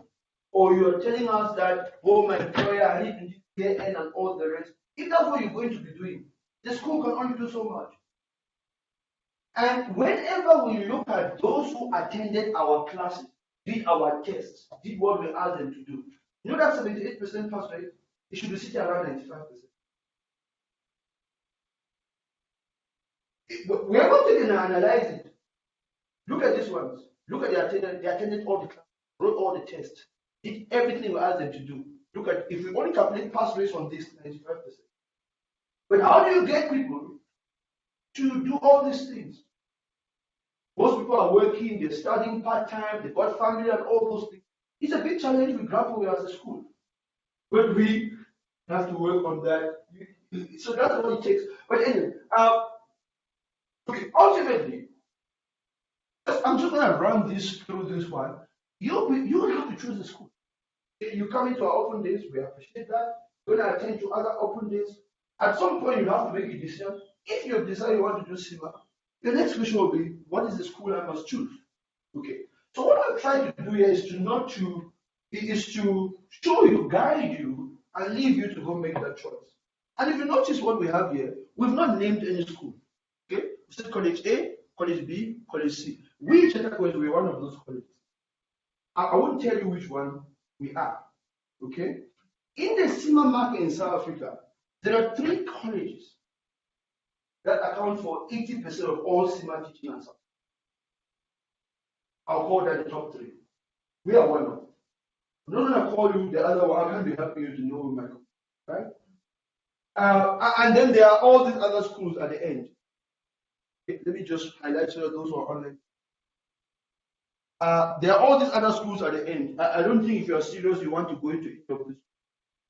So your real choice is between these 3. Let me just guide you. I'll leave you to go check their websites, call them, get data about each of the schools. Your job is to find who are the top 3. I can claim we are one of them. You can find the other 2. What you want to look out for to make your decision is the following. Okay? There is a first part here. I've put here yes, yes, yes. In other words, the first thing you want to do to choose a school is this school CIMA registered. Okay? What are their pass rates like? Do they have the right lecturers? What is their support? Let me show you with you. You're not going to find much difference between those 3 schools. Let me share with you why. For you to be CIMA registered, there's a certain minimum standard you must have. If you're not, CIMA checks you every 6 months, every 1 year. If your lecturers are not up to that level, you are not giving the pass rate, you're not going to register you. So here's the easy part for you. Those top 3 schools, they're all CIMA registered. So you can't really distinguish based on that because it already tells you there's a certain standard going on. If a school is not CIMA registered, you shouldn't even be looking. Okay, so that's a given. So I've scored them 1, 1, 1, 1. Okay. The other things that you need to look out for, okay, is the following. CIMA does these awards which they do every year. Awards the schools that produce the highest number of top students in South Africa and the world. Check these 3 websites. You start seeing some difference. But why is this school producing top students? This one is not producing. The first sign that there's some difference. What's going on? Okay. So when I say student awards, okay, I've given you some basics that are going on for these 3 colleges. This one is doing well. This one is doing well. This one is not doing well. This is now real data about real schools. I just want to call your name. Okay. What learning materials are they using? This one is using BPP. This one is BPP and Kaplan. This one is using Kaplan. That's the scoring. Okay. Study options. Okay. Face-to-face, recorded, none. This particular school doesn't have a live stream option. We got this one has live stream. This one has face-to-face. This one also we have this live stream pre-recorded. So I'm not going to go through every single aspect of this slide. It's something you're gonna look at. Okay. Campuses. If you care about face-to-face, you will look at this one. Okay. 3 campuses, 4 campuses, 2 campuses. Okay. Obviously, look at which one. Look at their pricing structure. So I would say that as a reasonably prudent student who wants to, you're making a bet on your future. Your money is your time, is your everything. When I go in, do CIMA in 18 months, finish 2 years, you finish. The decision of which provider you go with is critical part. So this slide is just giving you the clues. You can add more criteria. I don't want to be biased and the rest, but that should help you. We'll share that. Okay, so that's basically it. Right, let's see. There is the next part, which is our flexible CIMA study support system, which my colleague is going to do quickly. But can I just, let me just wrap up my section for questions. 10 minutes. Okay, let me wrap up my section for questions. Now, then you can take your own part. Okay, at the beginning, gentlemen, ladies and gentlemen, there were a few questions which was asked. I want to make sure that my presentation has addressed some of those questions. Then we can do follow-up questions at the end. Why Charter Quest? Okay, we've just shared with you our track record for pass rates. We've just shared with you, we've got 12 years experience in the business. We've shared with you, we are CIMA registered. We've shared with you a criteria, okay, for making your choice. Other person had asked lecturers' experience, course lectures, and all the rest. We've explained to you how CIMA rates lecturers and all the rest. Charter Quest is one of the top 3 colleges, so you don't have any questions about quality of lecturers. If there was questions about quality of lecturers, Charter Quest would not be one of the top 3. So that you are well aware. Are there bursaries? The answer is no. Currently there are no bursaries for 2021. We do make available bursaries through our applications to Facet. We apply to Facet, to partner with Facet to give bursary. We have students who are finishing 2021 on bursaries. For 2022, we have not yet determined what we'll be allocating for bursaries and the rest. So the easiest answer is, at this point, the answer is no, there are no bursaries. We might revise this by the 15th of January once we finish all our applications to Facet and all the rest to support students.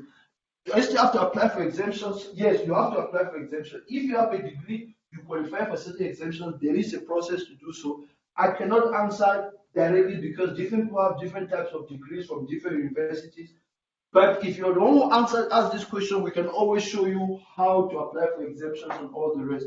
The next question was, if I'm ACCA, how many modules can I'm going to immediately answer to you. If you are ACCA affiliate, meaning you are already a chartered certified accountant, CIMA has a program where all chartered accountants, it doesn't matter what professional body, ACCA, so if you are ACCA affiliate, because ACCA is a member of IFAC, International Federation of Accountants, anybody who owns a chartered qualification from any professional body, which is a member of IFAC, of which ACCA is one, is allowed to join CIMA and go straight to the strategic case study. So in other words, you just do one module. You pass, you show your work experience, your chartered. That is exemption is available to all chartered accountants. So if you are ACCA, you want to move to CIMA, you only have to do one module. Obviously, you still have to submit your work experience to be off. Okay, the other person asked, I'm CICA trainee, I've done second year of my articles, I've finished my ITC and my ACTA, I'm left with APC. I want to abandon the CA route and move to CIMA. Where do I enter? My first answer to you, if you're online, your answer to this question is, my answer is a bad idea, okay? You've done your first degree, you've done your CTA, you've passed ITC, you're only left with APC. Why would you want to abandon it and move to CIMA? My recommendation to you would be, you're just left with one exam, okay? Write that APC exam, get your CASA, put it in the pocket. You can still come to CIMA after that. You already, and by the way, APC exam is about strategy. If you move to CIMA, you go to strategic level, it is still going to be about strategy. So if you did the APC exam, you get your CASA qualification, you already come into CIMA with some understanding of strategy. So I would recommend finish what you've started. You are one exam away. If you come with CASA, that's the beautiful thing. CIMA will allow you to just write one more exam. Because if you come with a CASA, you just write one more exam. However, if you stop where you are now, you're still left with APC. It means you are not yet a CASA. It means that you will not benefit from that preferential access that CIMA gives to chartered accountants because you're not seen as a chartered accountant. In that way, when you come, you're likely to have to write 4 exams instead of 1. So that's my recommendation to you. CIPA members are not allowed to use the gateway. Yes, CIPA is a member of the IFAC. Therefore, if you're a member of CIPA, you are allowed to enter CIMA through the gateway. That means you only have 4 exams to write. The management case study exam, the E2, E3, F3, as well as the strategic case study. So you have 4 exams to write to become a CIMA member. What is life after CIMA, like partnerships and all the rest? Like I explained in the beginning, CIMA employers love the qualification. In fact, apart from CASA, it is the second rapidly growing chartered accounting qualification in the country. There's a clear distinction between accountants in business and accountants in public practice. More and more, when employers are looking for accountants in business, they go for CIMA. When they are looking for accountants in public practice, they are more and more going for ACCA. Now, there are a number of companies that have signed up partnership. In fact, chartered MTN, FNB, ESCOM. These are all, sorry, let me not call this. But you know what? But ESCOM is a training partner. You will ask me, but if they got CIMA guys, why are they not solving it? But I mean,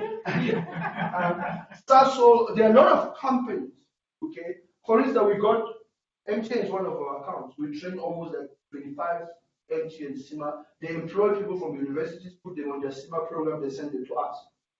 Okay, and then we are training them, they are passing the exams, then MTN is giving them work experience in all the various areas. FNB also used to be one of our programs, they've stopped the program itself. So there are a lot of companies that are recruiting CIMA guys.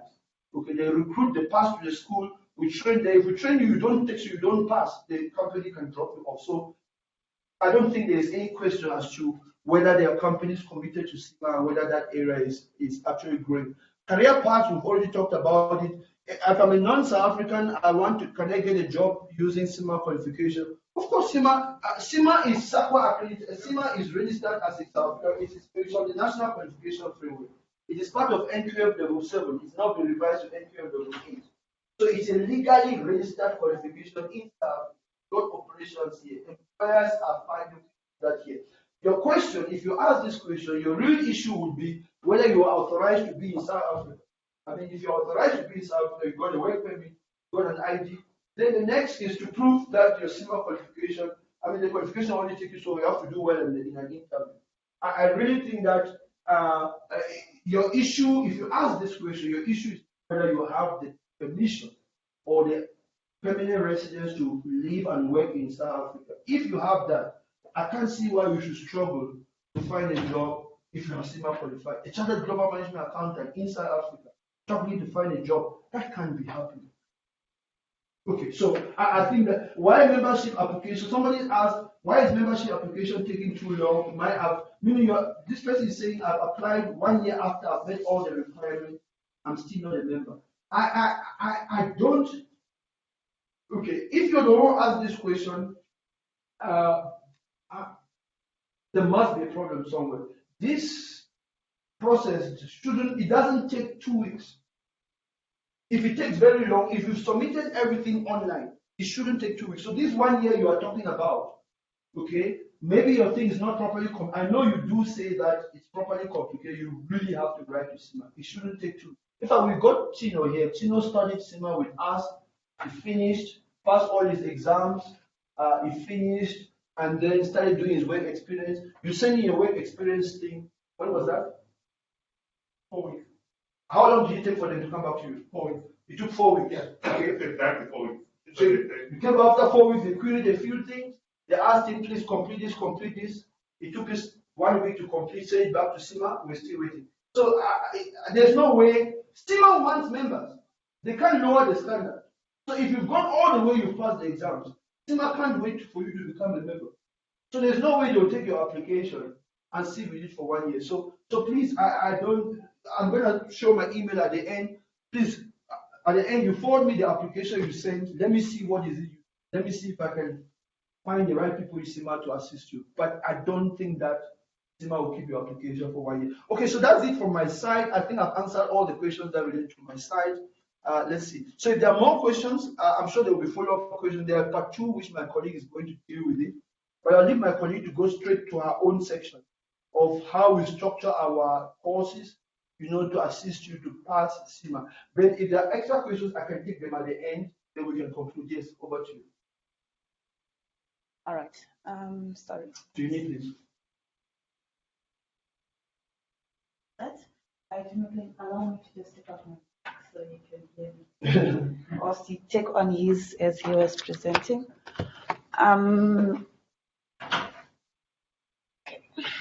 So I'm going to present more from the CharterQuest website, where you actually get our study options. So anytime after this, you'll be able to still go back and you'll be able to go through all the study options that we offer.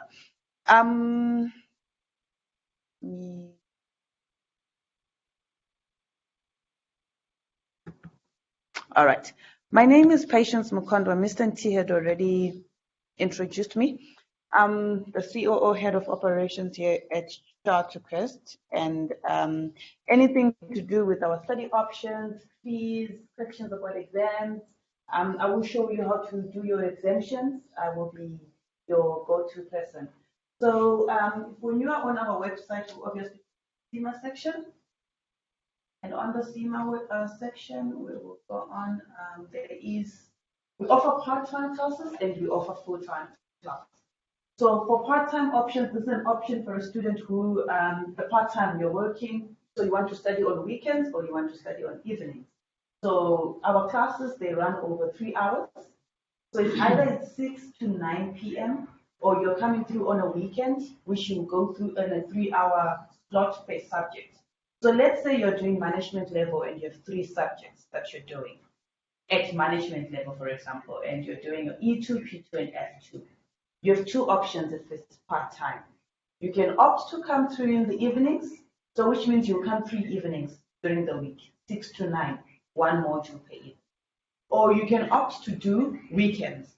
It means then you will choose, it's either a Saturday or a Sunday. Here they run on Saturdays and Sundays actually. Rivonia runs on Saturday. So it means on your Saturday from 8 o'clock to 4 to 5:30, you are in class because it will be 3 modules per day. You have an option if it's part-time to then say, okay, I'll take 2 over the evenings, 1 on a weekend, or 2 on a weekend, 1 over the evenings, so you don't have a 9-hour long day of classes. So that's more or less on the part-time. I will go into the fees. We do have the full-time option. So this is probably for someone who just left metric. You want to come to Charterquest between 9 and 12 p.m. during the day. That's when then you can study through this part, full-time option. As Mr. T also mentioned, CIMA, it comes in with a whole lot of, we want to give you more work experience.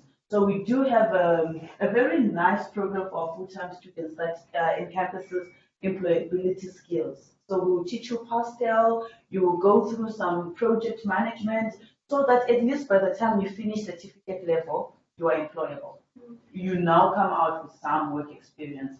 Unlike the guy who's coming from F&B already, he already has his work experience, he's building it up to get signed off. So those are the 2 options that we have.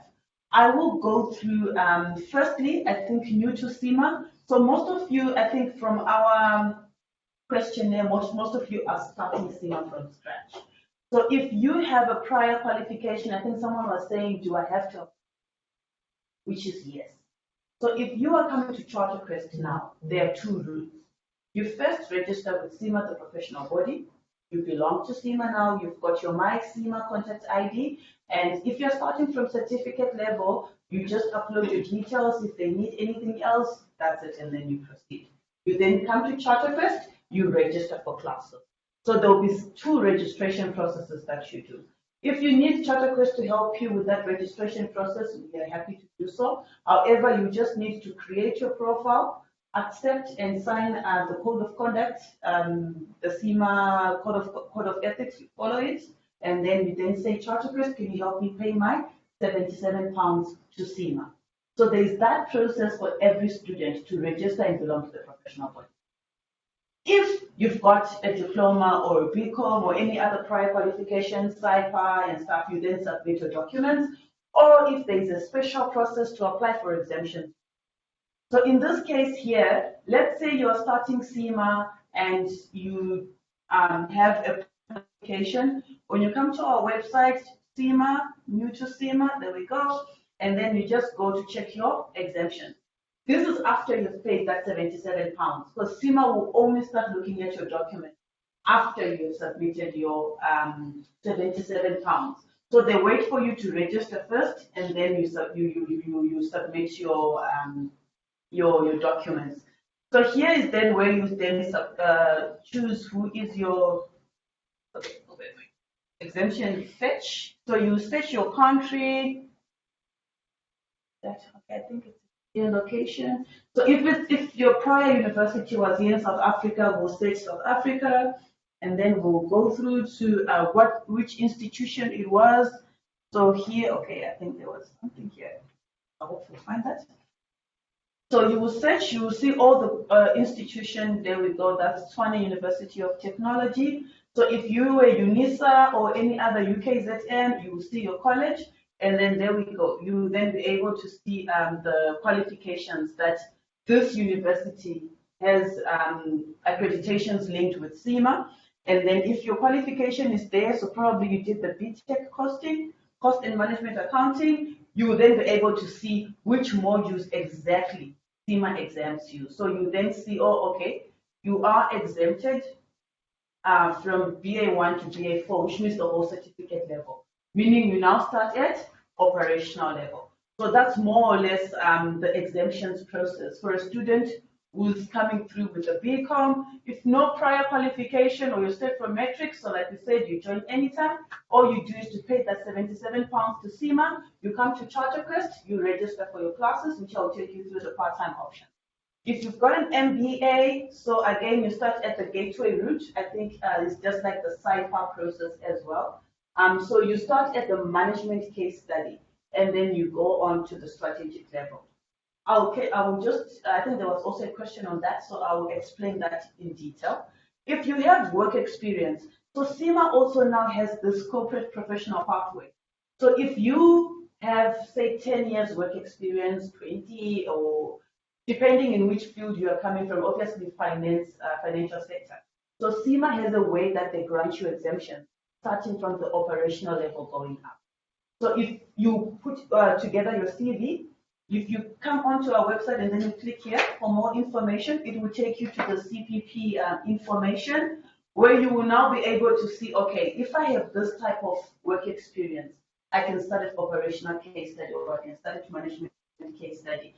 If you really have very good work experience, there's what they call the CFO program, where you only write one exam and then you're going up. So it's only for CFOs, CEOs, or those who've been in industry for a very long period of time. There's also what they call the CSEP. This one, you'll be exempted from all the OTs. You just write the management and the strategic level case study. The fees are there, they're in pounds. You pay CIMA directly, but you come to us for classes. There are no extra fees you pay. Everything is included, including our classes. So I just thought I'd touch on this in case anyone here or anyone online has got work experience and they wish to use this route.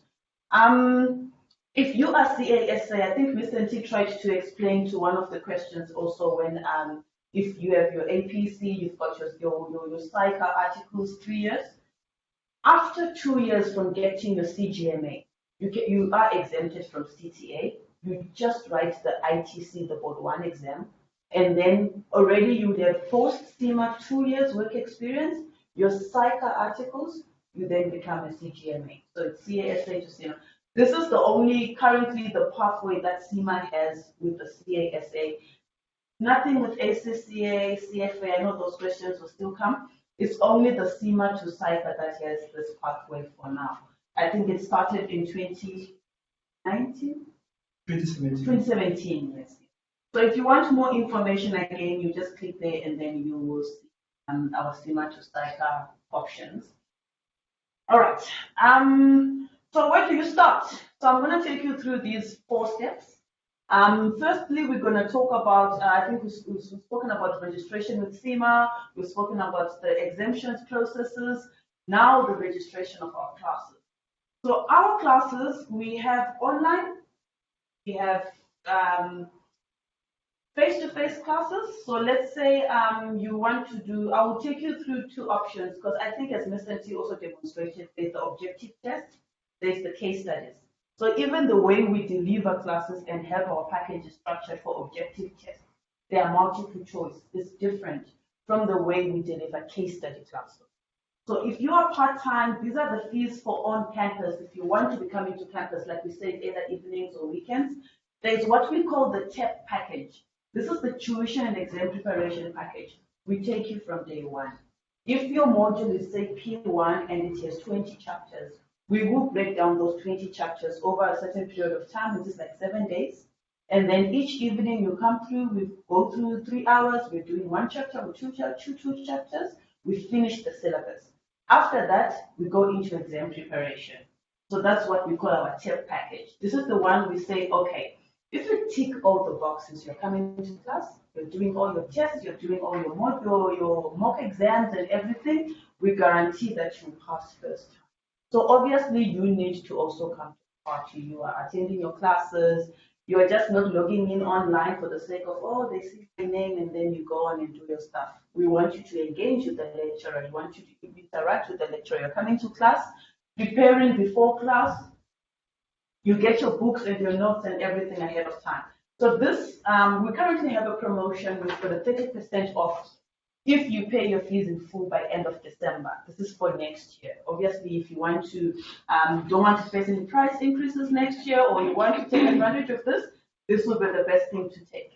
So like I said, you get your 7 full tuition classes through 3 hours per session. I'll show you a sample of our timetable.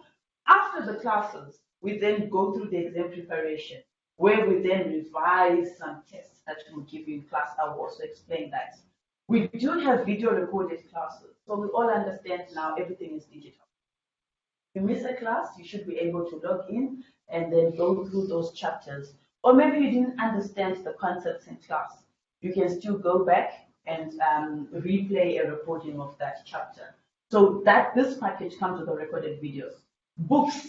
We have our Kaplan study text. We've got a Kaplan practice kit and a BPP practice kit. So we offer you both Kaplan and BPP. We obviously want you to face a lot of questions. So that's why you get this bonus BPP kit where you practice and practice. By the time you know why you're getting this answer right or why you're not getting this right, you would have at least used a lot of practice materials ahead of time. So there are also question banks, they're online timed mocks. So all CIMA exams are online based, whether it's case study or objective. There are also 2 options. You can opt to come and write here. This is an exam center. All our campuses are exam centers. So you can also choose and say, after my classes, I will then go and write my exam at Charter. Or you can write from home. So CIMA has got a very good online exam platform where you actually book your exam even at midnight and then you write your exam and then you get your marks right there and there for objective tests. Within 2 days, your profile is updated. So all our internal tests, that's where I'm getting now to, all our internal tests are also online based. So you don't have to come to school or to campus to write your test 1 or whichever mock that you have. You can still do it from home. So we do give you 6 online timed mocks just to make sure you practice. And then there are what we call our 2 online tests and what we call our final mock. I'll just show you the timetable where these 2 fit, where they fit in. Then more benefits for our TEP package. So you get your student e-course notes. So when the lecturer is presenting his slides, you will have more or less the same copy. But your copy, you will need to fill in a few things that the lecturer will have. So yours will be a little bit different, but it mirrors the lecturer. Then we do have what we call our scheme of work. So you want to know which day are you going to do this chapter, how the course is structured throughout, what are your learning outcomes, how is the module structured. If you're going to miss day 2, you know exactly I'm missing 2 chapters, it's this and this, and then you can catch up or you can watch our recorded videos. You'll get 1 year access to the portal. So let's say you start in January, our intake, I think our first week of Feb, you will have access until end of January 2023. Obviously, we want you to progress. We want you to write exams as soon as you finish your classes. We don't want you to drag all the way, but we do know sometimes maybe your case study is going to come through later. You want to keep the content to refresh ahead of your case study. I'll just take you through that when I go through the case study. So we give you 1 year access. And obviously, if you need extensions, there are certain things we may ask you, or are you ready for the exam? Send us your confirmation. We can grant you an extension. So there are some terms and conditions for that. And we do have WhatsApp groups. Lecturers are in there. You interact with other students, and then you get support throughout. So that's more or less our TEP package. Let me just see if I can open a timetable. Actually, let me see if I can actually open our 2022 timetable, because I'm sure some of you are already inquiring when classes will be starting and what exactly will be going on. So here we go. I will start with the CIMA, the operational level, Central CBD, semester 1. So we actually have 3 semesters whilst we are at it. We've got semester 1 that starts from February to May. Semester 2 starts from June to early September, mid-September. Semester 3 from end of September, early October to first week of December. So right now we've just wrapped up our 3rd semester. So that's the structure when it comes to OT classes. So we've got our TEP option, which I was just explaining, and then we've got our E1, P1, and F1. The reason why you don't see case studies here is because we offer our case classes from one central campus, from our Rivonia campus. So case studies involve a lot of debating. You're coming from a retail, probably coming from another company. This case study is about this company. So we all need you in one place to be debating around that case study. So that's why we mix all our students from our Rivonia to study at our Rivonia campus when it comes to the case studies. So this is a TEP package timetable. So you will start your classes on the 7th of February. So there's class 1 to class 7, which is those 7 tuition classes. And then we actually have 8 now. Yeah. So we actually have 4 classes, and then we will have 4 classes after the test. So here is how it's structured. There's test 1. It will open on a certain day on the 7th of March, and on the 13th of March it will close. So we give you a few days and say, just choose where you've got 45 minutes to take the test. And then it covers what you have done from day 1. Class 5, you're back. Well, there is a holiday, I guess this is due to the Easter holidays. Class 6, class 7, class 8, then there's a break. Then you do your test 2 online. Again, you've got a certain period where it opens, it closes. Then you are back for exam preparation. So in these 2 classes, we are revising these tests. Okay, there were 4 answers, 2 were correct, one was correct. Why was this one almost close to this? We then go through all that exam techniques before then you face your final mock exam, and then we revise your final mock exam. So after this, we are now expecting that you should be ready to face the CIMA exam. If not, then we should definitely then support you if there are areas and things that you don't understand. So that's the typical structure of our TEP package for our classes starting next year. And there's what we call the EPOC package. So the EPOC package does not include tuition. So you only join us for exam preparation. So all those, the tuition, what you're saying, chapter 1, doing everything, we won't do it with you. We assume probably you did it before, or you've been studying by yourself, or you took the exam before, you just want exam guidance or exam techniques. So this package is 3135. So you only do the 2 exam preparation classes, you do the mocks, you get 1 practice kit, you actually don't get the exactly the exam kit 2. The video recorded classes only for the exam preparation phase. So this is for someone who just wants exam techniques before the final exam. So on our timetable, you will actually find that you will only join us at this stage when we are now going to exam preparation. So these are the 2 classes that you only attend whilst we revise, and you actually get access to all these mock exams. So that is the difference and the options we have for our objective tests. These are our 3 intakes. You are able to pay 20% deposit and you pay the balance over 6 months. If you go for this option, then you forfeit the current promotion that you get 30% off if you're paying for all for the full fees by the end of December. However, we do have our combo packages. So let's say you're studying two modules. If you pick 2 modules, there's a certain discount that you get. If you pick 3 modules, also you get a more discount. If you get 4 modules, you can also get to the 30% discount. So this is per module. Yes, ma'am. So our fees are per module. Yes. So if you add more modules as it is from the 6 to 50, because that's our normal fee, then you also get discounts as you go along. So I'm just going to take you the online option of the objective test before I take you to the test. So our e-campus, you can live stream from wherever you are. So we know we have others who are online, they're probably not in South Africa. So you can live stream again. The same classes that are running over evenings and weekends, we live stream from our head office, from our Rivonia campus.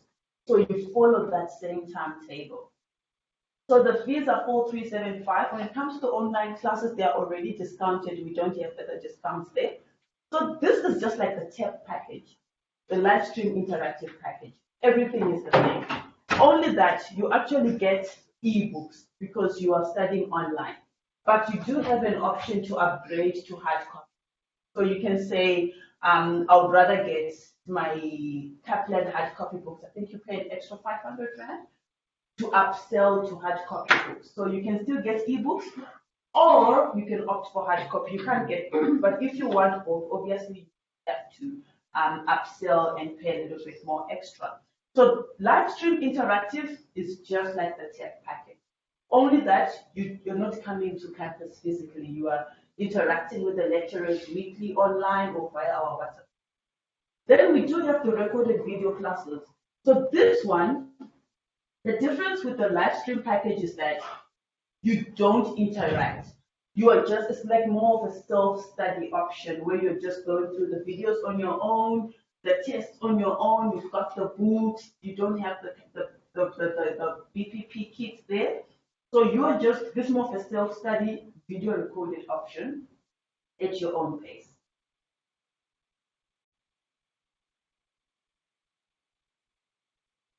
Include any tests, you only get videos and notes. That's it. So other people have other means and they get notes from somewhere else and all of that, or tests. So we only provide that. We have seen students coming with different requests. Instead of this, can I just get this and that? So that's how we've tried to put together our packages in this way. So this is for your objective tests. Before I move to case studies, let me just take you back to our CIMA qualification, just so we all are on the same page. So when you look at this, there's E2, P2, and F2. For example, you're now supposed to start at the management case studies or at the gateway exam. CIMA offers you the exemptions and say, look, with what you've studied, you don't need to write these exams. You can just go and write the management case study exam. We don't recommend that you just go straight into this. The way you studied your degree or your MBA is different from how CIMA packages E2, P2, and F2. Even though they say you've got the knowledge, you can go straight into it. So we recommend that get into the way CIMA does things, understand E2, P2, and F2, understand what exactly CIMA is talking about in there. When you're facing the case study, you know exactly where this is coming from your P2, where this is coming from your E2 and your F2. So we recommend that you refresh. So because we have our different study options, which I've just taken you through, you can then choose and say, before I go into my case study, I will use this, or I'll use this, or I'll use this package, or I'll buy books, because we also sell books, before I prepare for the case study. That way, you are fresh. You're just like a student who's been studying CIMA and passing E2 and F2 at the same time. You pass your case study exam for the first time. Remember, you invest your time, your money into this, and you don't want to get in, fail the case study exam. I mean, the gateway route is like £400 or so just to get started. So at least invest a little extra for the refresher. And then you go in. Some of us, we are working, we have to sacrifice our families and everything just for us to get to the classes. You don't want to repeat that. So we strongly recommend, please refresh. Especially guys coming through the gateway route, you find they try it, they do it, and then they end up coming to class. Just do the right thing at the same time. There are so many options that you can use to refresh, and we try to have flexible and affordable fees as well. Now to the case studies. Okay, I'll start with face-to-face, and then we'll go to part-time. Our time, we're slightly running behind. I think I'll just need 5 more minutes, and then we should. So the case study fees, these are our own campus options. So you will get the pre-sync from CIMA. I must also mention, so there are 4 exam cycles for case study. OTs, you can write anytime. So after your classes, within 48 hours, you can book on the CIMA website, or you can book through us, but we at least need 7 days because we still need to process your exam with CIMA. So it will take us about 3-4 days. So we need 7 days basically for us to book you for objective test exams. So anytime you can write the objective test. But when it comes to the case study, CIMA has got 4 cycles, 4 exam windows. So you write in Feb, May, August, or November. So February case study classes will start in January. 15th January, we are already back. We are starting because the pre-scene also comes through like 12 weeks before the exam. However, there's been a change. So February, May and August, they have their own pre-scene. November and February, they have their own pre-scene. So if you're going into the February exam, the pre-scene is already available because the November guys wrote that. Only that the exam now will be different. So the guys who wrote in November will face their own exams. Those who wrote in Feb will face their own exams. It doesn't matter which sitting you're choosing. So maybe Feb, after I see how November goes, you actually don't see the exam variants as well. They will all be available after February. So it's all up to you, maybe based on your study plan, or if you need more time to prepare based on the pre-scene, you can also choose to start ahead of time and then prepare for the February case study. So our study options are, I also should mention, so your pass rates for the case studies, you need to have 80 over 150. Objective test is 100 over 150. So it's not like a 50% to say, oh, let me just get over the line. That is the difference. I guess that's what explains why Mr. T was also trying to say that the level of difficulty when it comes to these exams is quite high. So it's like your 66% when it comes to objective tests than your normal 50%. So you need a 80 over 150 case studies, 100 over 150 when it comes to the objective. So here, 4999 is our package for the test, for case studies. 2499 is for the exam preparation. Again, it's the same structure. We go through the pre-scene with you because there's no textbook that has these 4 preparatory sittings or the pre-scene package because this is only released 12 weeks before. We get content from Kaplan and BPP as well that analyzes that pre-scene.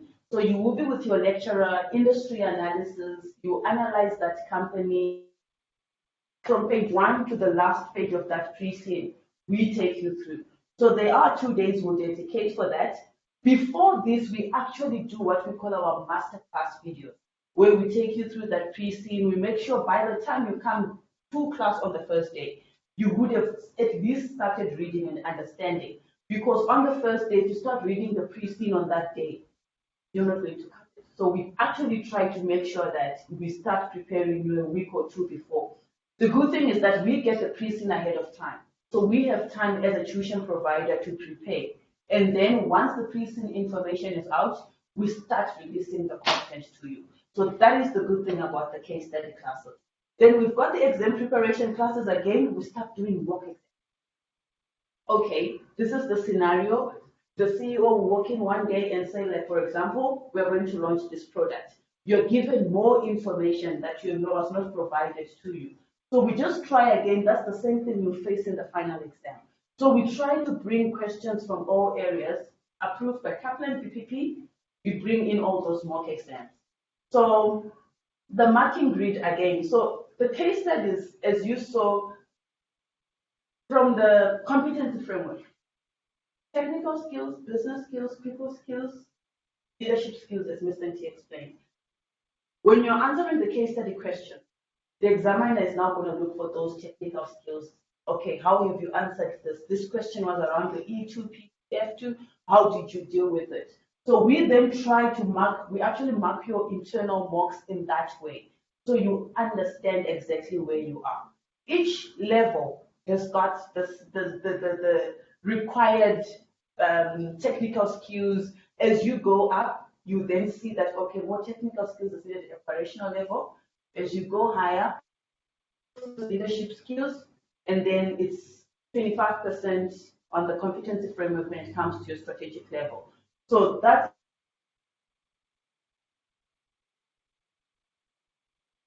the areas that we're going to look at.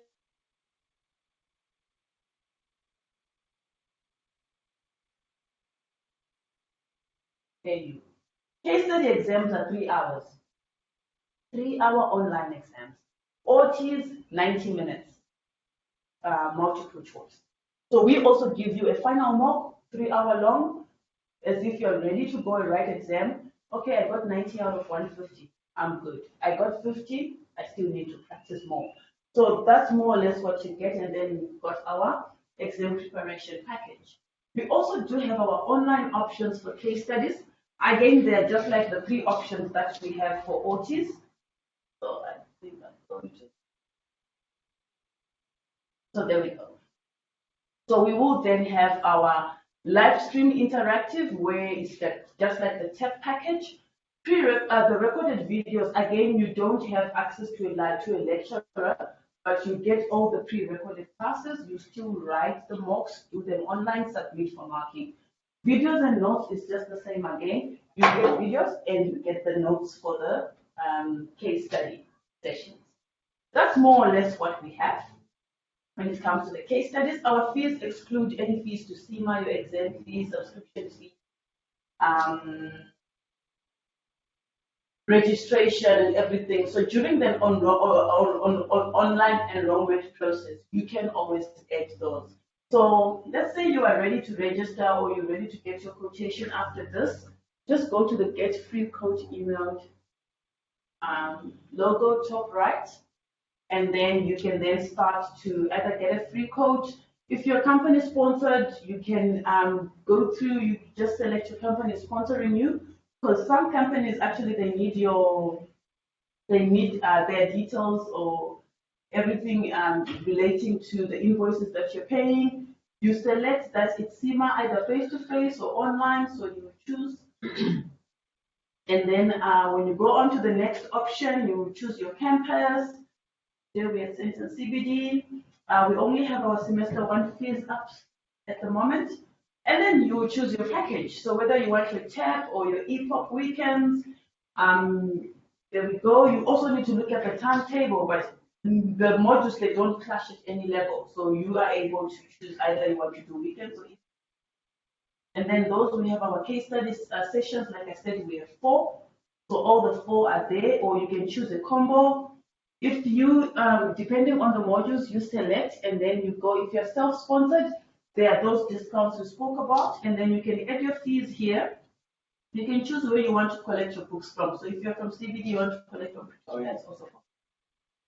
Exam fees, annual subscription, registration fees to CIMA. You can also select what you want to us to help you remit on your behalf, and then you go to the next stage where you then select the discounts applicable to you. Like I said, I selected 3 modules, so I automatically get a 15% discount. Our maximum discount is 30%. So if I'm a returning student, or if I'm paying the fees in full or stuff like that, so let's say now I say I want 30%, my maximum discount is 30%. And then I will go on to the next stage, put in your details, register online card process. We've got an online secure payment gateway, EFT, our card machine. So if you're interested today and you want to register, we are ready. If, let's say, you just say, I want to just buy CIMA books or anything, we do sell CIMA books online. So you just click on the bookshop at the top. We do sell other books besides CIMA, ACCA, we've got CFA, CTA. We are currently running a promotion that ends today, but it's for 2021 books. Again, if you want to, get your studies and just catch up, there we go. So it's an online shopping process. You just go through, pay, and check out at the end and choose where exactly you want to collect from. So that's more or less what I had from my side, our study options, our fees, online, face-to-face. I can go through to the questions that were presented. I think we were sent a few questions, like how Mr. T went through his.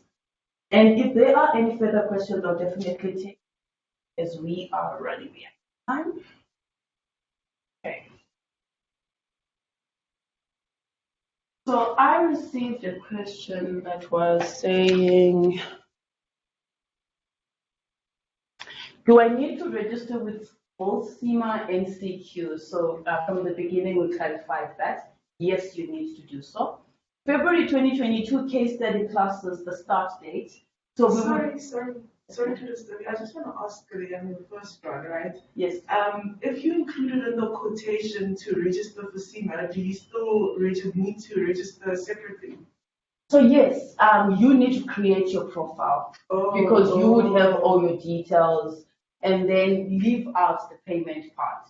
But you then send us your access details, then we will just log in to pay for it. Okay, all right. Okay, thanks for that. Yeah, so you create your profile, and then that's more of a registration with CIMA, but we would then log in to help with it. Okay. February 2022 case study classes.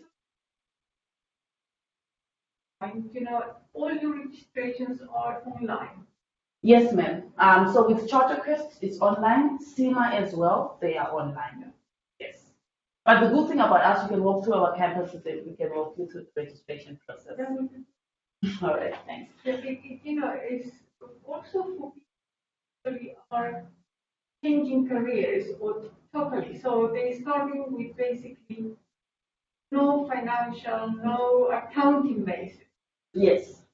So you start on certificate level. Yes. Yes, that's correct. And you have full time for that. Yes, so we do have full-time options for certificate level, face-to-face and online, yes. Try and repeat the question so that those who are online can hear what the question was. All right, we're just Yeah, running no, behind. I am sorry, no, it's fine. I understand the full time, but I understand also that it's full time online or whatever, but it's full time on campus. Yes. So my point was there are others who are online. Yeah. They might not be hearing your question. Okay. So I'm just asking you to repeat your question so that those who are online can have the benefit of knowing what was asked. My apologies, I think just for the sake of time, Okay. we have another session starting in 10 minutes, so I was very worried. But full time, so any of our classes will live stream, and if it's an on-campus option, if it's an on-campus option, we will live stream it. So full-time classes on campus, and we will live. All right. February 2022 case study classes start dates. So they start from the 15th of January from Rivonia campus. So if you're on our website, you just go onto the timetables, I think demonstration, just pull out the dates. I would like to know if I could simply register with you to write exams, and also do I have to write tests as well? So simply register with you to write exams. It means you're not registering for a class or for a package. So it means you don't have access to the extras like tests. You will only get access to your Pearson VUE exam. But if you want also to have access to the tests, then you can choose maybe the pre-recorded package or a live stream package, any of our package. But if you're just paying us for exams, unfortunately, you will not be able to access any of our tests. I don't know if there were more questions. Oh, there are. If I had started and wrote the first case study and failed, can I resume by going straight to rewrite the case study? Firstly, I think just going straight to the case study as soon as you register with CIMA, it's not a wise decision. So I would say don't go back straight to rewrite the case study. Come down, refresh the OTs, E1, P2. I'm not sure which level you were exactly for this question, if you're online or you're here. Refresh, go back to understand your marks, where exactly, because you actually get a breakdown of where exactly you did wrong and which areas you need to improve. Make sure you refresh fully. I'm sure after refreshing, you'll be able to see where or how do I get back to things. So I think it is important for you not to go straight to rewrite, refresh the OT pillars, and then try to go back to rewrite. How does the cimastudy.com work? So CIMA Study is an online platform with mocks and exams. CIMA offers for students who are self-studying. So if you're registered with CharterQuest, you get almost the same similar cimastudy.com support and live stream lectures and support.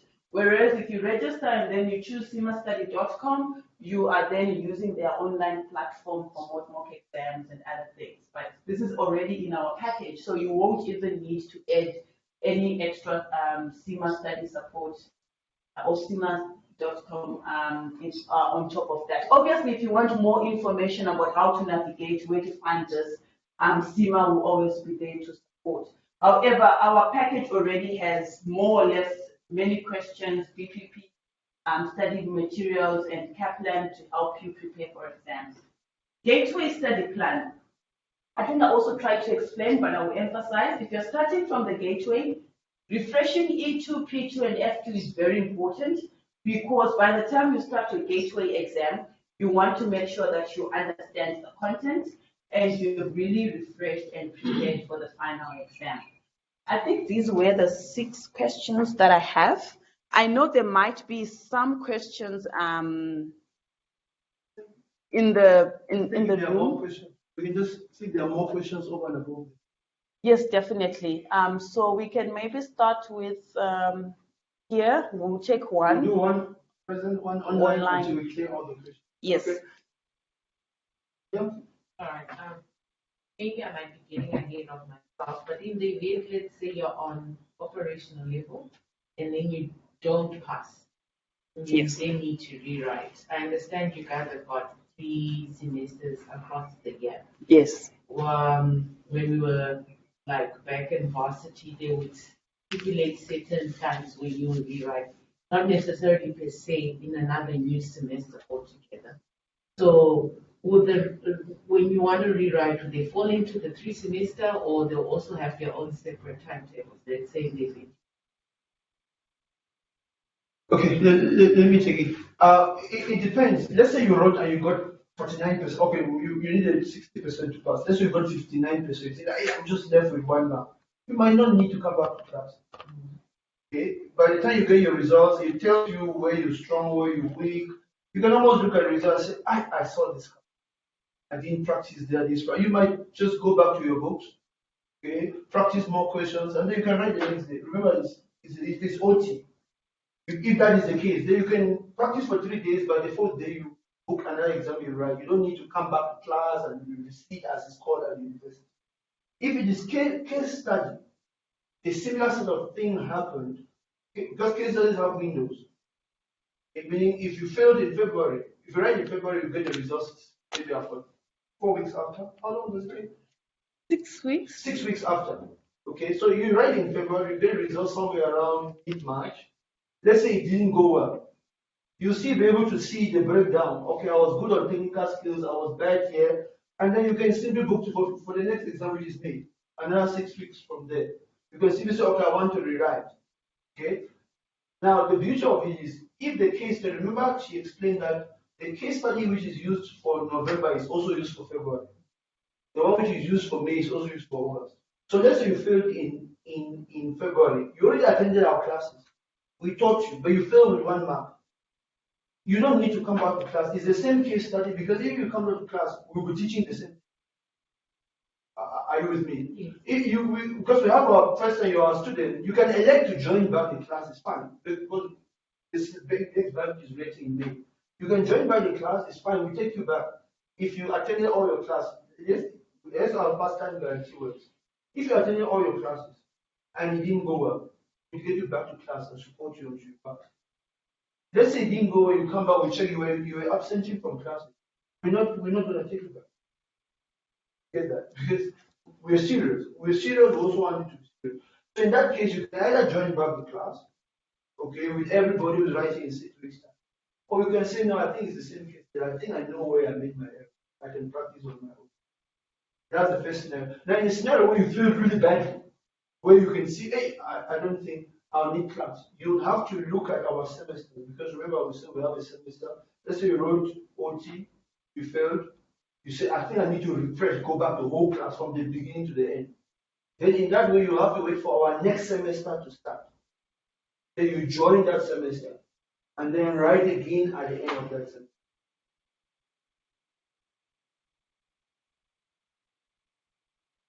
Just a small piece. So it's again and see. Yes, exam fee you all have to pay. To us, you don't pay again. Okay, provided you made the requirement, you attended all your classes, we will take you back. No more fees. But CIMA, you must pay their fee. After you fail, you must pay CIMA. Okay, let's go. I Online know. question. Yes, I know we have 5 minutes before we need Can to we go. not? I know that, but can we not? Let's get on. Yes, patience. Rather, We have two questions online. All right. So the first one says, hello, I trust you're well. I was exempted from management objective tests. I am currently going the CIMA route, but I am still a member of CIMA. Will I still be able to be a CIMA member if my plans are to write any strategic exam after CASA? This is from Selena. will I still be? Yes, the answer, I mean, yes. If you, I'm assuming this person said, will I still be able to become a CIMA member if I finish my CASA? Is that the question? Yes. Yes, sir. Of course. Of course, there's no question about it. If you want to finish your CASA, you simply come back. In fact, with that CASA, you can bypass the management level actually and go straight to the strategic level.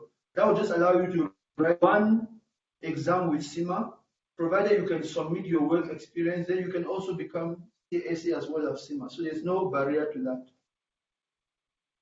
Okay, now face to face. One more question from. We're going like this, face to face, online, until we clear all the questions.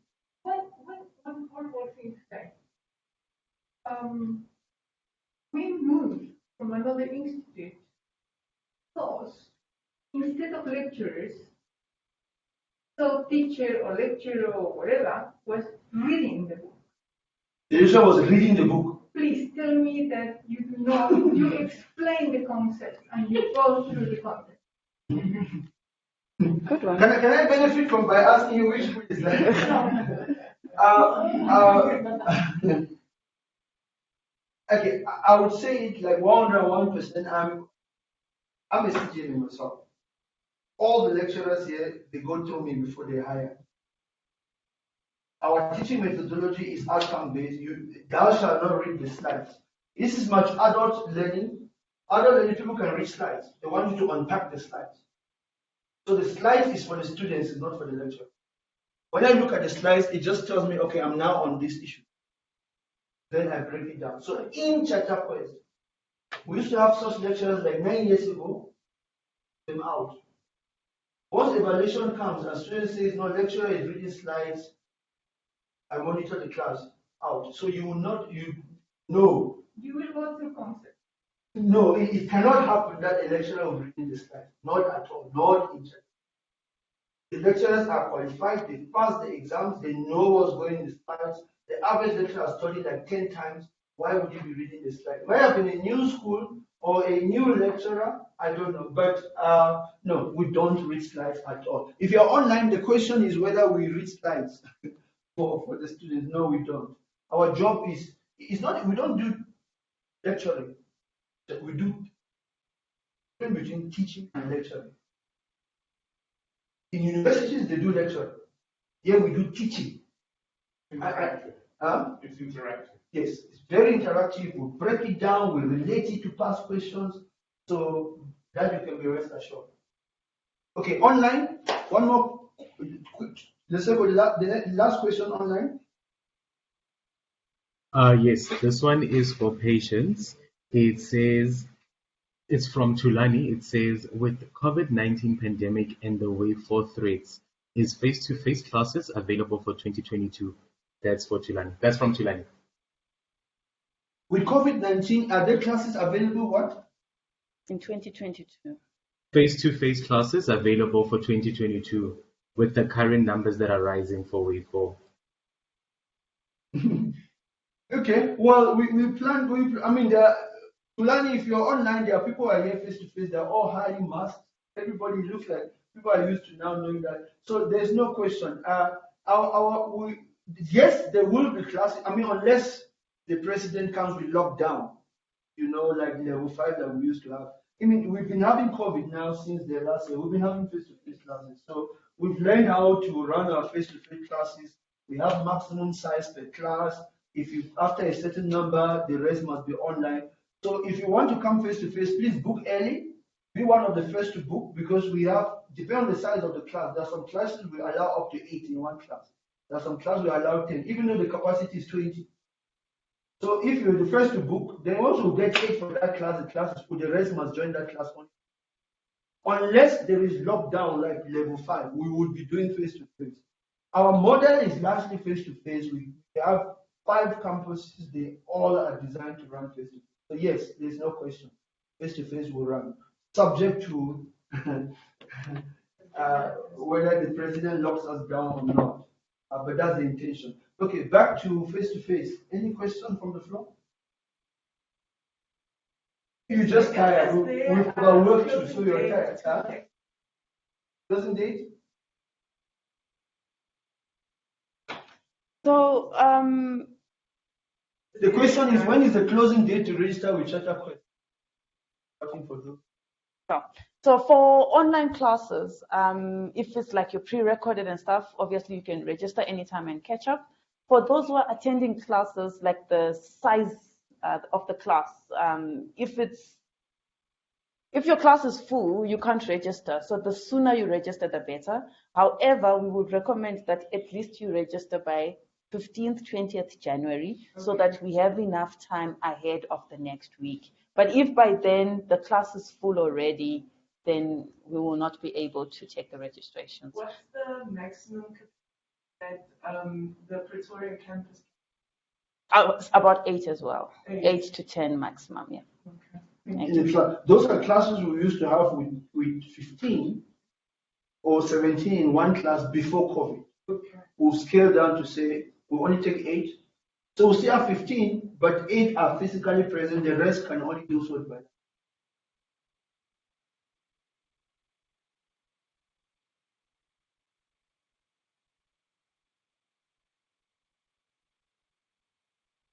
Would it be possible like to have a balance in the next year because all of things like that?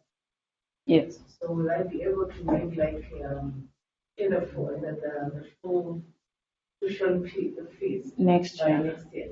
Yes, you can, only that you will not benefit from the 30% discount if you don't pay in full by end of December.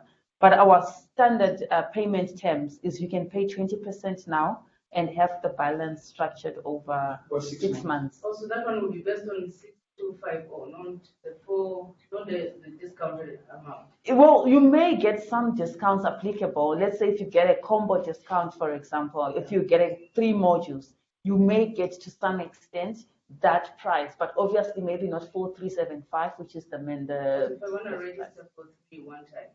Yeah. Okay, let me put it this way. We have a special we're running for those who register now and pay now in full by the end of December. There is a particular sales which is going on there. Okay, you can benefit from that. There is somebody who says, but I can't do all these 3 and pay all by December. Means you're not eligible for that. You can do the normal enrollment, which says, okay, let me do my 3, pay my 20% now, okay, but you will not get those discounts. But there are other discounts applicable for a normal person who is enrolling. They are not as high as those ones. Then you take that one, you can pay the 20, structure the rest over 6 months. I need to warn you though, the first 3 months is interest free. Is it true? If you take it, your system will tell you, when you go, it will tell you how many months do you want to pay. It says 1 month, 2 months is the same amount. Once you choose 3 months, this is more interest. This is 2. If you choose 4 months, this is 4%. So if you take 6 months, you end up with about 8% interest. So it's up to you. The next question is, if you want to pay with bursary, is that bursary from your company? Okay, it should be straightforward. When at the time you're enrolling, it's going to ask you, are you self-sponsored or your company?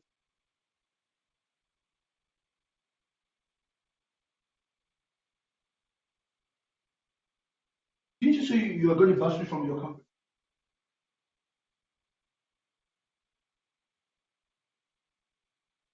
If you want to pay with the bursary, what will happen?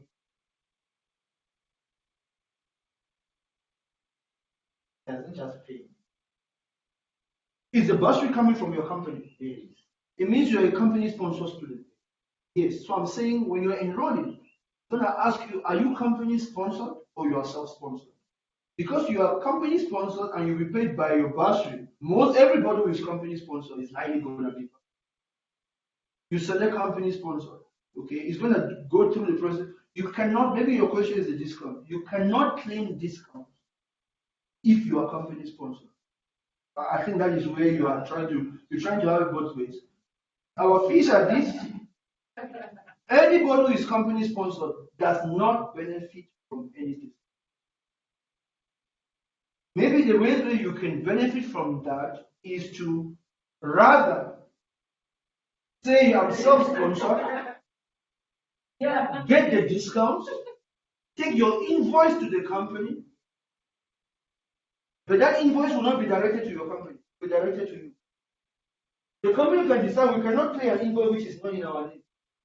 Then you have to come back, I will say go select company. And then you will not get that discount. But if the company agrees, they can give it to you as a loan.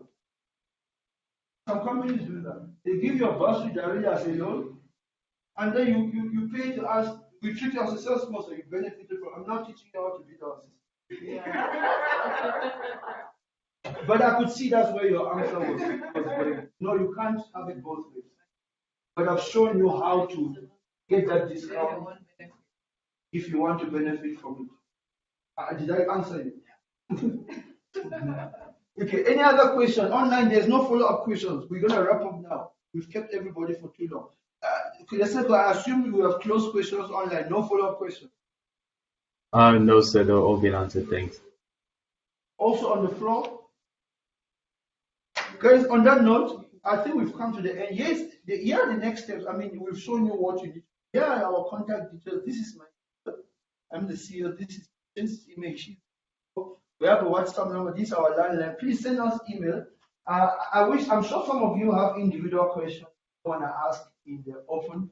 There's the next session starting. I'm sure patients you can assist with individual questions, right? Yes. Because I'm going to be running another session. So if you have any one-on-one question, couldn't ask, please meet us outside. Meet patients. Patient is going to assist you.